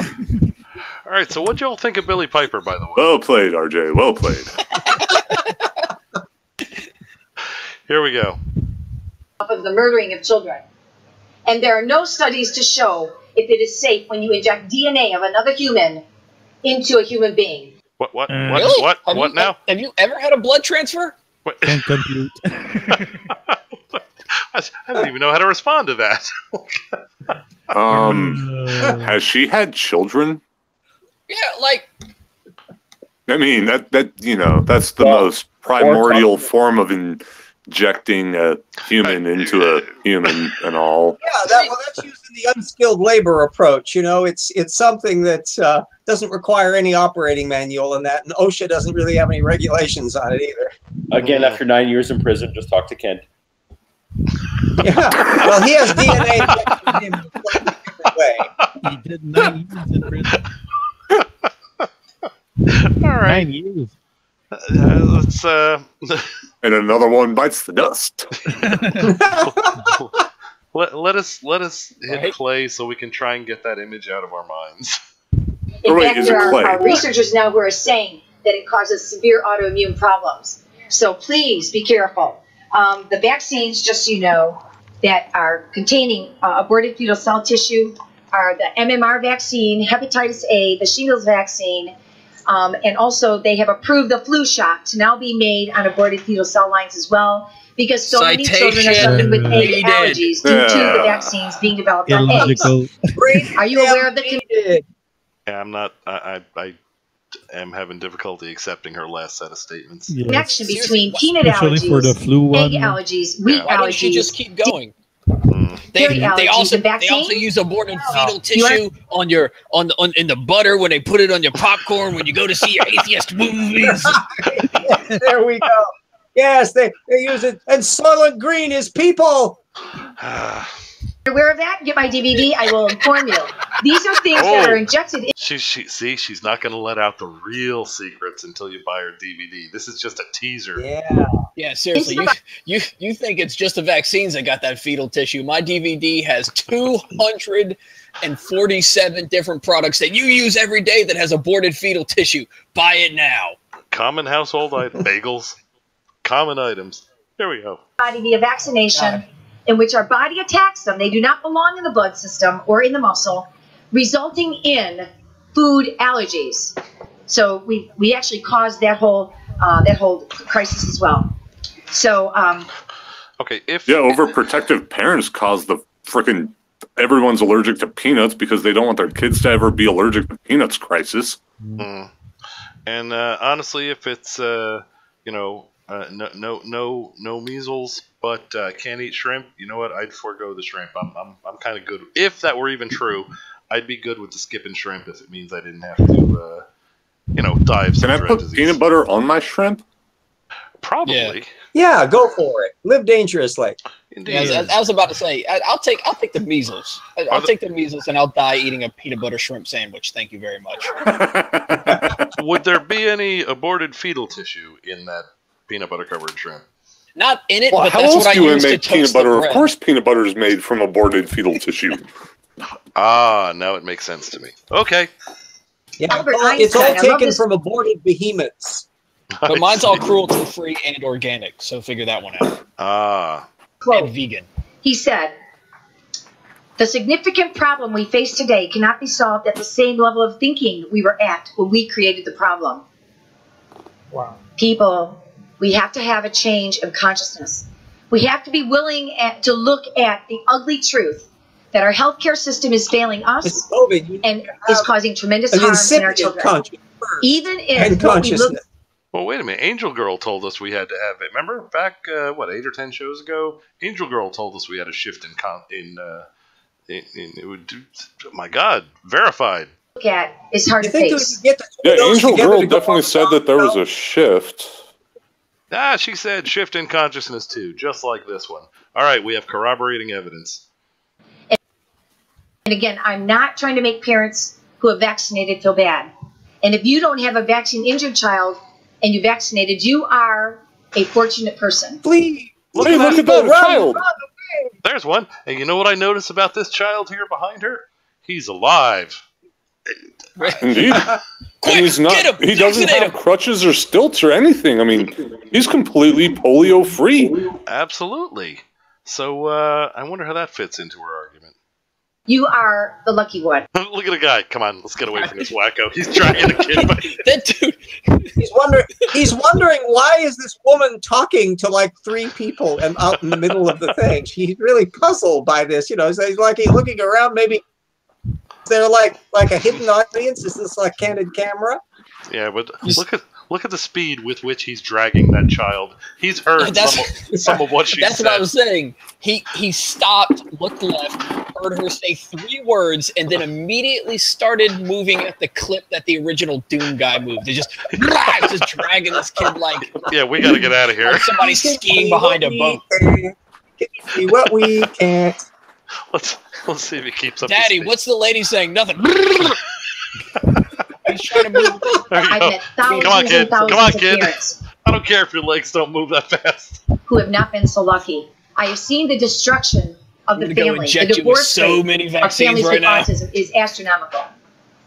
So please realize that if it isn't your children, it might be your neighbor's kids, your grandchildren. Okay, it might be someone in the family. Right now, they say that 1 of every 2 children has some sort of chronic illness related to vaccine injury. I believe that we are at the tipping point. Who says I have that? been in this movement now for over 30-something years. And Somebody it's she been decided said that. Yes. long, Well, I'm sure somebody said that. very sad movement. Or But now I feel we have momentum like we haven't had before because of the movie Vaxxed. If you have not seen the movie Vaxxed, Oh my God. get it into your local theater. Oh Watch my it. God. It documents how Dr. William No. Thompson, who is one of the 4 doctors, called to Trank. research the Okay. Frank, just no. Listen, no. Just watch a Serbian film. It is more scientifically literate and informing than the movie Vaxxed. If you haven't seen a Serbian film, cool, good, love you. Was Vax the one that Robert De Niro was trying to get at that film festival? No. Well, yeah. No. Yes, De Niro wanted it. De Niro wanted it at the beginning. Are you serious? But then somebody explained more of what it actually was, and then he said, "Oh, Yeah, hey, yeah, no." there was a big flap about it. Oh, Vaxxed, Pushing it into this film festival, and then everything blew up about it. I know it was an anti-vaccination film. Yeah, that was the movie. one.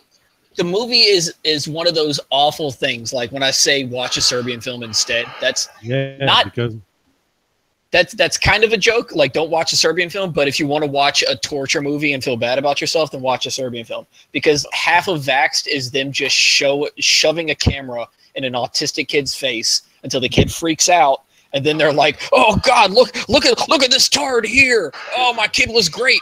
And then parents are sitting right next to their children talking junk about them. It's the most offensive thing ever. Like this kid is like watching cartoons or playing a video game and has to listen to his mom 5 steps away say, "Yeah, this kid is dumb now. I have to change his diapers. He's dumber than a bag of wet rags." Like I spent the whole time just wanting to hit the parents. Just reach the screen and hit the parents. It's the single worst movie ever. And then, of course, there was like the love letter to Andrew Wakefield. Fuck. I need a hug. Well, I mean, looking at the topic of this video, you had to know that was going to come up. Wakefield. We don't get to see the topics. You were just like, "Oh, here's a cheery, wonderful video from this lovely woman who's not going to say anything to make your blood pressure spike." Does anybody smell toast? I smell toast and burning hair. Is that normal? Well, I'm sure we don't all blame Paul for this. Okay, here we go. vaccines back in the year 2000 to 2003 by Congress to see if there was a link between the MMR vaccine and autism. He came out about 2 years ago and said, "We lied to the public." You see, he was suffering with what I call a guilty conscience. He is now protected under the whistleblower program. But he provided Senator Posey down in Florida 10,000-page document showing that the government lied to the people, that they found a conclusive link between autism and the MMR vaccine, especially the black community young boys. Okay, they lie. Bullshit. How can you trust a CDC that is going to trash? Cover that up, allowing thousands and thousands of children in the process over the last 15 years, giving these vaccines knowing that a large subset group of the children were going to be autistic? How can we trust our doctors who say over and over vaccines are safe and do not cause autism? You see, doctors How can we really trust you conservative assholes with the shit that you do, like poisoning the water in Flint, Michigan, you stupid piece of shit? Or... I'm sorry, was I not muted? Not at all. Not even slightly muted. That was a terrible insult to stupid piece of shit to compare her to that. Also, like, is it really your conjecture to not trust the doctor, the guy that went to school for a decade, and instead trust some country girl in a floral dress on a street corner? Well, I'm sure she got schooled for a decade. I'm just saying, is that your comparison? Like, don't trust the doctors. Trust me. Buy my DVD. Absolutely. Here, buy this pin. That seems to be the point. Okay. Do not learn about vaccines in school. I have people say to me, well, Mary, what gives you the right to talk about vaccines? You're not a doctor. And I tell them, what gives me the right is, number one, I'm a parent. I've been... Okay, exactly what does that qualify you to do in a scientific sense? You're a parent. Okay, what research have you done to demonstrate a link between vaccinations and autism or anything else? Being a parent... but she does science research that we can't find anything about.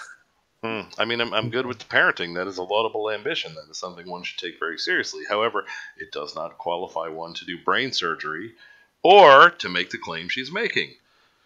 Right. Well, those vaccines did allow her to, again, I hate to be a squeaky wheel, but, be alive. Yeah.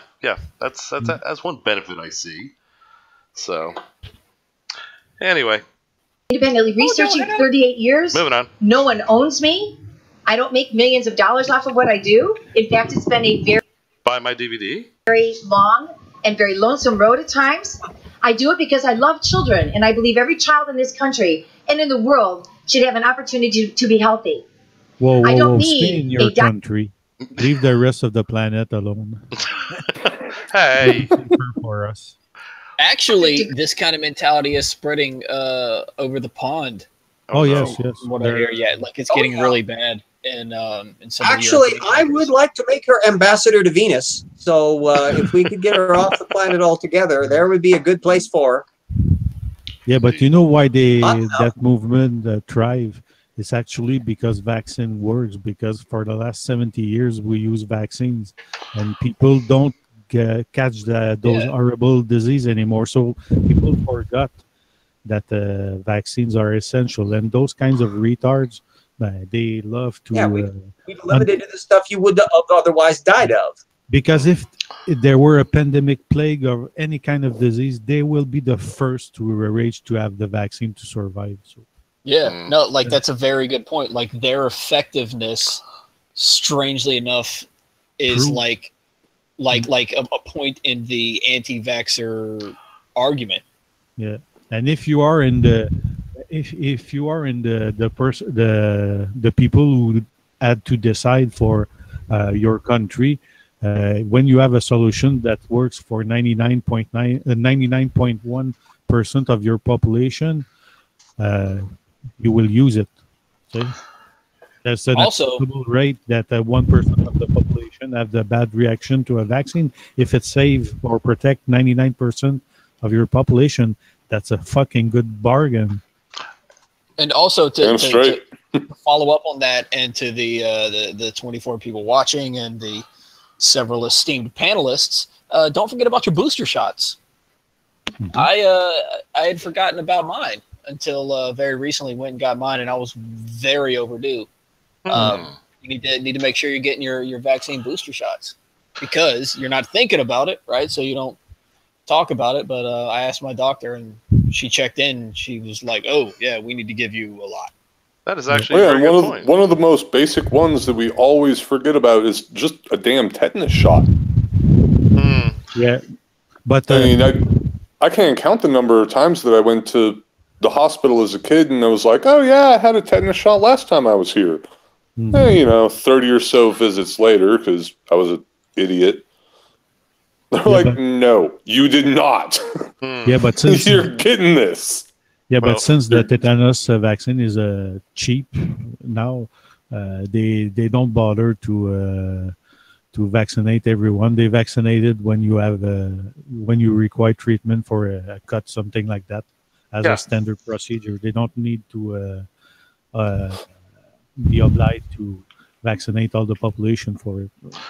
But that is true. I just happen to have been a, you know, active dumbass and cut myself a lot and played in the dirt and I did the same when I was young. Oh yeah. Yeah, you played Rusty Can Fight. I got you. Yeah. Maybe, man. Rusty nail in the foot. My father had a full machine shop in the basement. So yes, I also frequently ended up getting tetanus shots. Anyway, all right, let us continue here.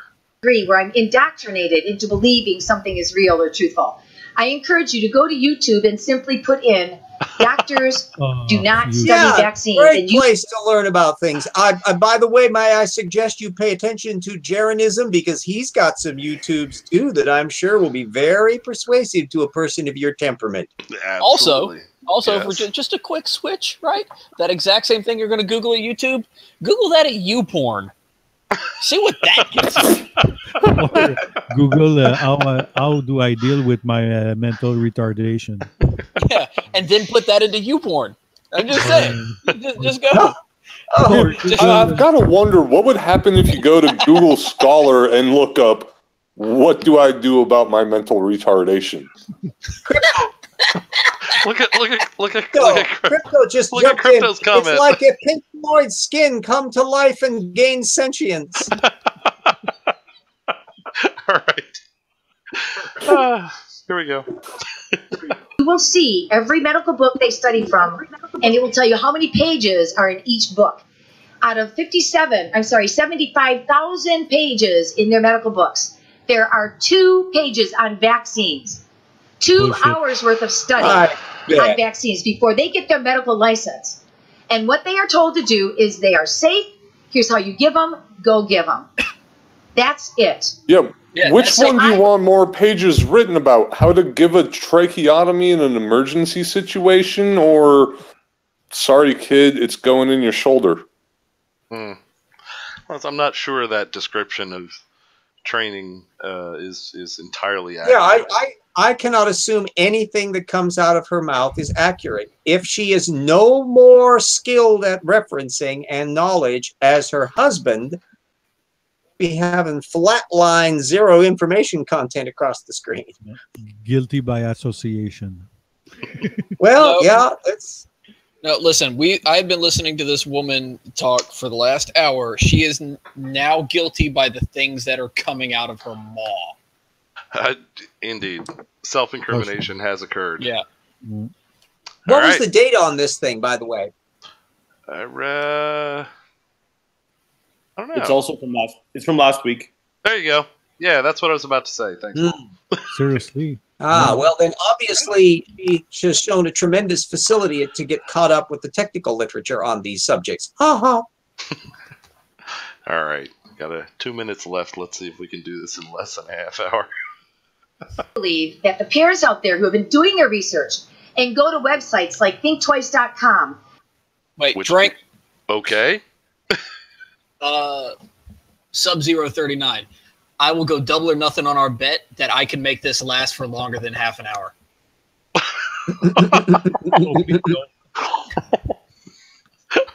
I have lots of stuff that doing in a couple of hours.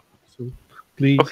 Okay. See, I thought you were gonna go for her. Do your research. Go to antivaxer.com. I thought that's where you were going with that. Apparently not. No. Why am I waiting for Van Gogh to come in and take his flower pot back? I just got a quick question. Yes. Is her maiden name Rimmel? I don't know. I don't think so. I think it's like it starts. I lost on that joke. I'll accept my loss. Right. No, I got it. For a joke? Okay, clearly I was going not for successful. a joke. I was. I lost at that joke. It's cool. It happens. Daphne Rimmel. Yeah, I caught the reference, but no, I don't think that's her. Okay. Is that a thing I should Google? I'm Googling that. No. Save yourself. Save yourself. On YouPorn. Do not. All right. Hitting play. NoVaccine.com, my website, childhoodshot.com, and Google the vaccine manufacturers' inserts and look for themselves what's being injected into their children. Those are the people who become the experts on whether or not vaccines are safe. So you guys need to give yourselves a big hand, okay? Quick drink. Okay, there was a call for drinks there. Yeah, it's not really anything against what she's saying. It's the way that she falls in line with everybody else that, is flat Earth, young Earth creationists, all this stuff. Google is their god. Yeah. Indeed. Everything. Google. Yeah, heaven forbid you look elsewhere like an encyclopedia or a dictionary, or for the love of God, go to your local university and buy a book. Too complicated. It's always Google. Yeah, and the problem with Google is you can find support on the internet. It's a damn big place, and you can find support for any wacky ass idea you come across. Have y'all right, seen? You never hear any one of them say, "Go to Google Scholar." Oh. All right. Houston, we have a problem. We have broken. What the? I made Google angry. You made Google angry. What'd you do? I don't know, but I broke something. I don't know. You don't look broke over here. I still hear you. Oh yes, but we only see your screen avatar time. when you're speaking. You're not seeing the screen share? I'm not. We just see the pug. Okay, so hold on. Let me. Oh yeah, we're still broadcasting. We're still broadcasting, and it says I'm presenting. You want me to unpresent and represent? Probably. Yeah, turn it on and off. Yeah. That's. I'm So just you want me looking to? at her Childhood Shots website. Her You want me to- DVDs will set you back $60. Aha! Interesting. Sorry, an error has occurred in screen sharing. Thank you, Google. $15 for vaccination facts to consider. $40 for Vaccines 101, a crash course on protecting your child, and $10 are Vaccine Safe digital download.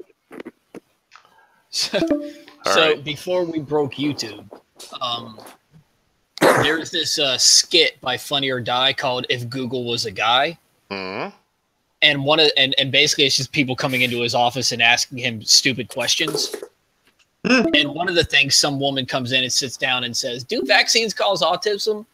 And it cuts back to him, and on one side of his desk he has a giant pile of papers, and he's like, "Well, I have 1 million responses here that say no, and then I have this one response that says yes." And she takes the one response out of his answer and goes, "I knew it," and walks out of the office. And that's like perfectly summarizes the whole anti-vaxxer movement. All right. Well, since screen sharing and Hangout seems to be, this is a goddamn commercial version I bought too. We've got about a minute and 55 left, and really you're just listening to her anyway. A couple of you have got the public chat running that you can still see that, right? So yeah, sure. Let's just let it run then. You'll hear. Baron von Quimply said that RJ looks like a dork. It's weird. I don't know why he would say that. That does seem Well, rather it's surprising. because I look like a dork. Actually, I look like Niccolo Machiavelli, but that's another matter. All right. Here we go. Truth goes through 3 stages. First, it's ridiculed.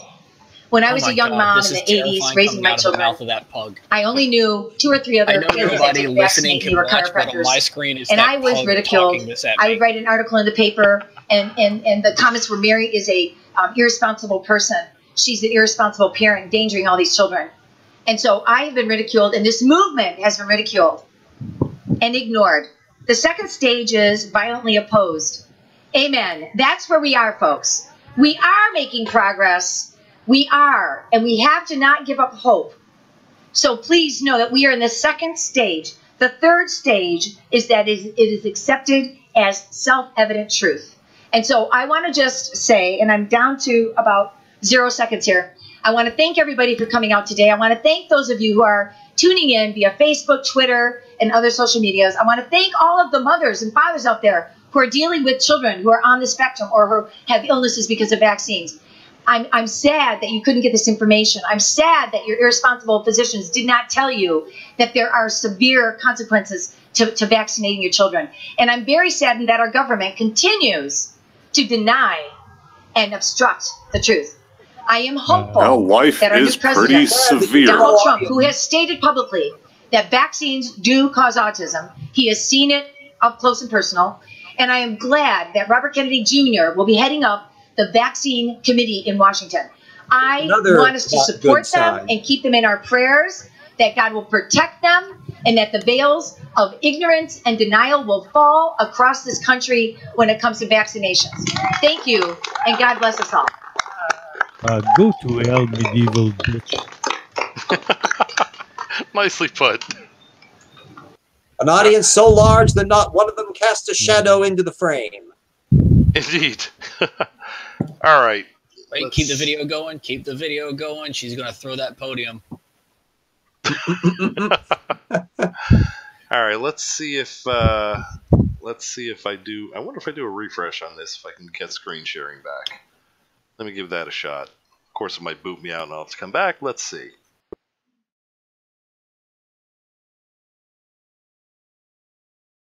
The meeting. But the moment that it cut to RJ, and then I could see RJ's computer screen and his glasses, it made me laugh. Oh, okay. That's because I am just a butt of humor here. People just abuse the RJ all the time. I didn't abuse, okay? I'm not taking for granted. You bring me light. Yeah. Every time I have to check my voicemail, I listen to the entire message now because it's Hal. Oh. All right, you should have the screen left, back. And then now another one of the clone wives has appeared to clean up the debris, I guess. Indeed, I told you it's a Stepford wives. Yeah, Stepford Hovens have appeared. All right. She ain't gonna clean up her own flower pot or podium. I mean, that's for a flunky to do. That's right. She's got DVDs to sell. Okay. Congratulations, you've all made it through the doubleheader here, which Paul was kind enough to bring us, and this is exactly the kind of crap we like to refute. So thank you, Paul. Well done, and thank you, Paul. Alrighty. I'll tell you that this second video was more dangerous than the first. Absolutely. Wildly. Yeah, the first one was simply retarded, but that one is fucking dangerous. It is a dangerous thing. So, all right. I've got. What is the yellow thing on her ankles? Like, is there some kind of like Pokemon eating her or something? What in the world's going on at her ankles? I would not suppose, but talking from experience, there's a yellow ribbon sold in the South Americas that you put on your ankle to prevent from mosquito bites. I don't know if in Alabama there's lots of mosquitoes though, but I use them personally. It's quite efficiency, but it's just a guess from the picture that I saw. Maybe you can imagine that it's the tattoos he was hoping for. Could be anything else. Yeah, because I'm not attracted to her enough already. That's what really what we need to do. Let's add tattoos to it. All right, and here's your palette cleaners, everyone.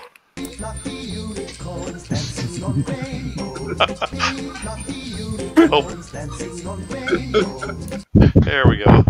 Hopefully that helped a little bit. All right. Yeah, I missed the little unicorns.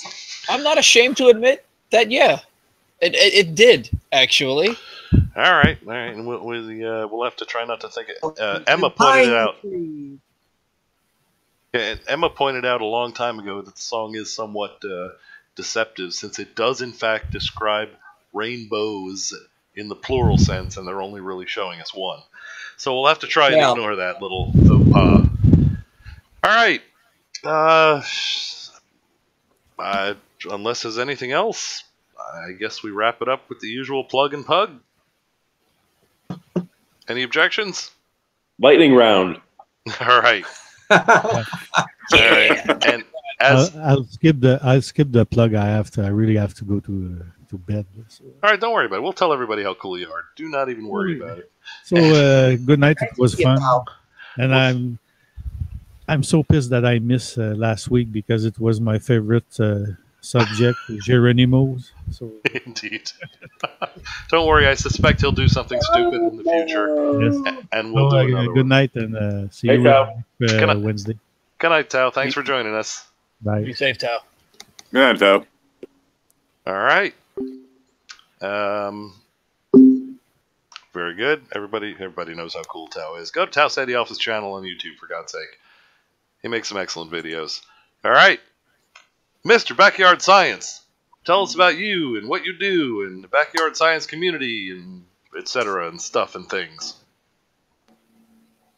Well, crap. I changed my name and I was still wound up first. So, Backyard Science is a pretty fun page on G+. Just kind of whatever, experiments or projects that people are working on that are homemade. It's kind of an all-for-all that whatever you're making, go ahead and post there. Or if you're not if you're not on the page, go ahead and ask for a join. We got a great team of moderators, and chances are anyone's going to let you in. Other than that, that's about all I got. Joined in a little late tonight, and I'm on a phone because I accidentally tripped over a dog and broke my laptop last week. So, yeah. Is dog tripping you do often? No, it is something that has happened once in the past, and unfortunately, when you're lugging in a 200-pound telescope, every now and then you wind up tripping. These things happen. All right, and Jason, will do. Okay, let's see, who's this guy? Paul, God damn it! Tell us how cool you are and what you do. I don't know how cool I am. I have a YouTube channel called Paulogia, Paulogia. I am a former Christian who looks at the claims of Christians, and that's about it. It's fun. Go there, and we'll talk smack about Ken Ham and Eric Hovind. There we go. And there will be links to all these places in the description. All right. Ham and Eggs. It's a great show. Love Ham and Eggs. Yeah, try and get that song out of your head, though. Eggs. Oh, thanks. Ham and eggs. Flip them, flop them, flip them, flop them. Ham and eggs. I will give a tease here that I am, despite having RJ on the show, if it all works out, I'm having the coolest guest ever on my show this week. Oh, really? Ooh. And you're going to keep that a secret, so we'll have to just watch, right? Well, yes, but also because, the person is supposed to be recording tomorrow, so until it happens. But I have to draw new cartoons, so that's fun too. Okay. Well, looking forward to it, as usual. That'll be all kinds of uber cool. Looking forward to that. All right. RJ, how cool are you? What do you do? And how can we help you do what you do? Oh, well, I just dashed all the little doodads there. I'm trying to obliterate creationism one source at a time, documenting all source citation usage, doing evolution slam dunk book and so forth and so on, and trying to do that on a pathetic retiree's income. That means that anybody who can help at the GoFundMe and or at the Patreon site, please, I can definitely use the help there. Eet, thank you very much. You wrote a very nice review of the Paralogues of Phileas Fogg. Perhaps you would like to summarize that for our crowd to give an independent opinion. Welcome to the spot, Eet. Okay, so good.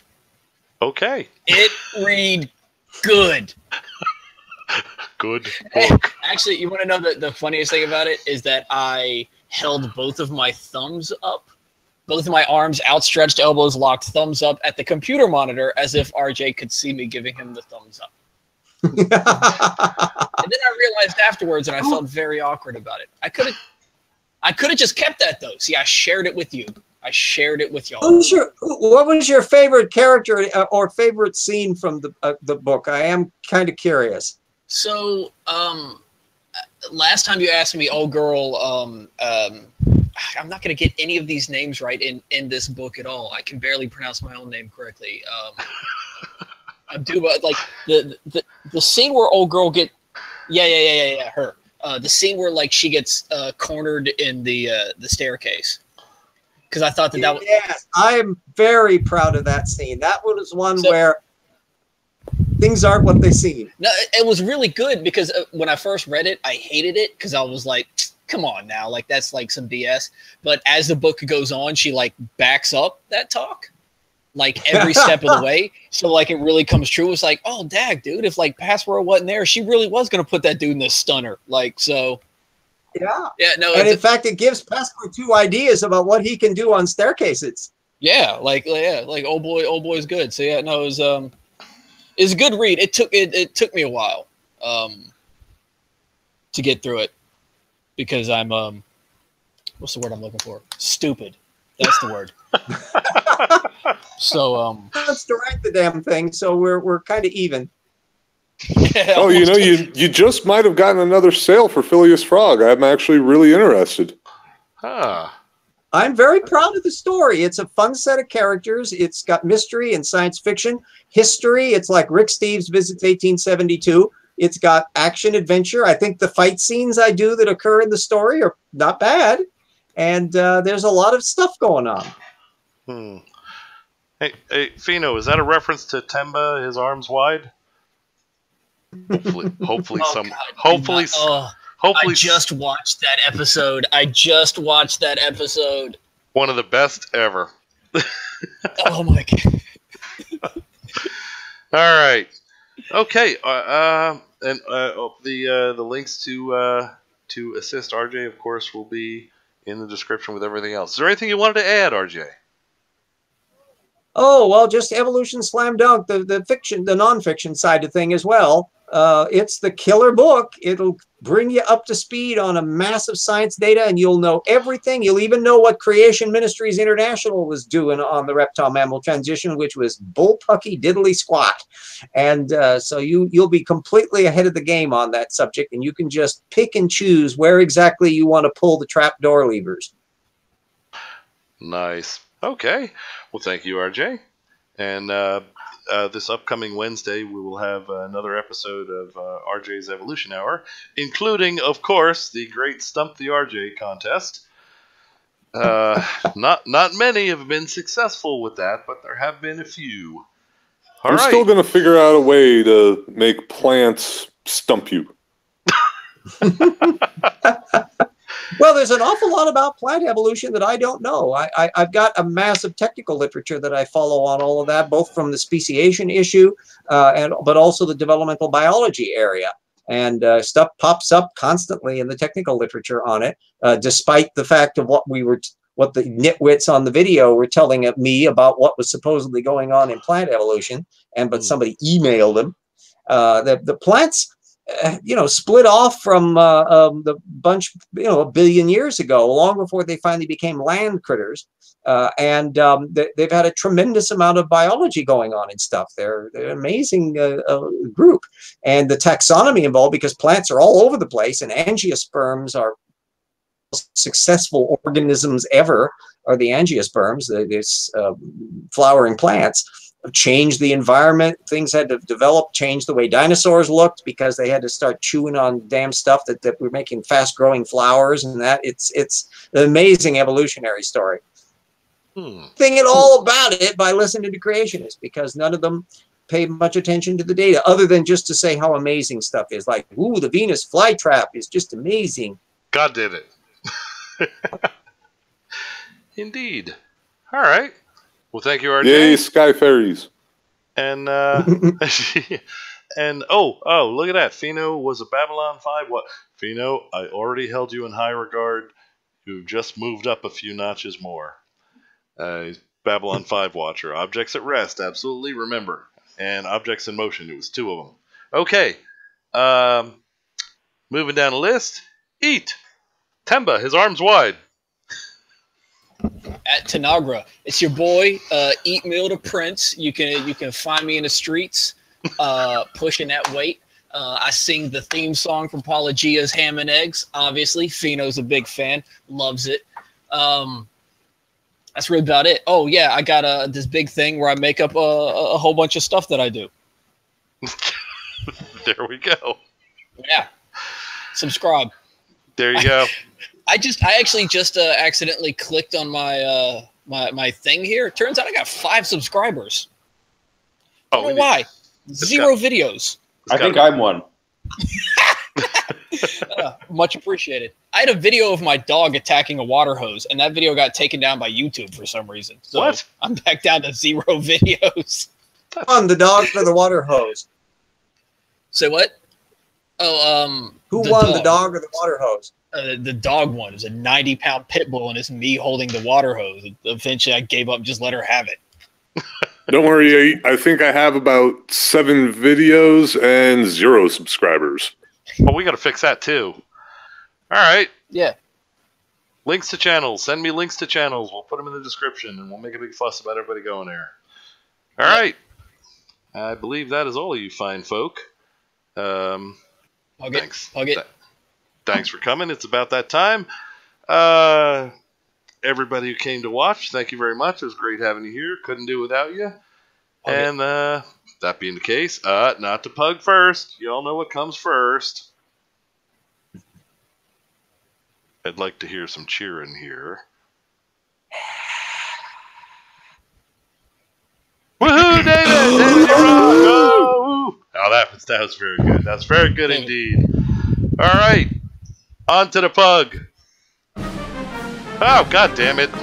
That is not it at all. That's Si's way of saying, "Do it again." That is not Put even. Put on a pot of coffee. We're staying till 7 in the morning.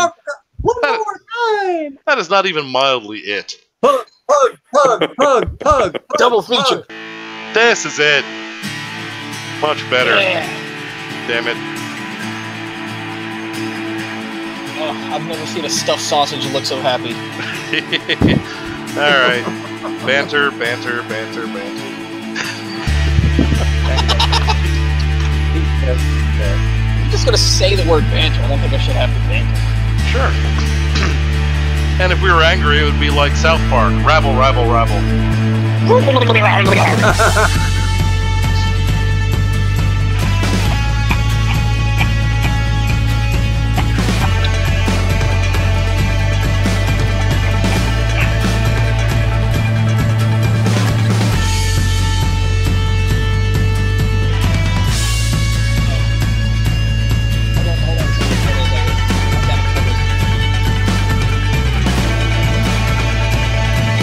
Pheno is definitely one of us. Look at his second to last comment there. Okay, look, if you guys haven't seen this. No. Picard and Dathan and El Adriel. What? It's not gonna let me do it.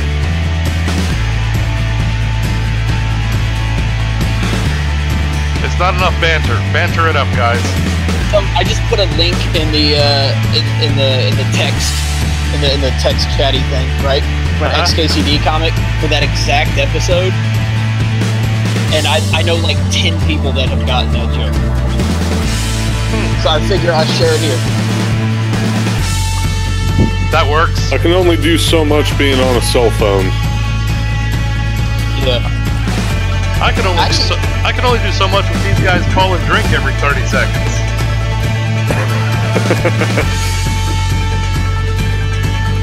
Well, you know, it wasn't just the fact that I was staring at Saturn for a couple hours that I tripped over a dog and broke my laptop.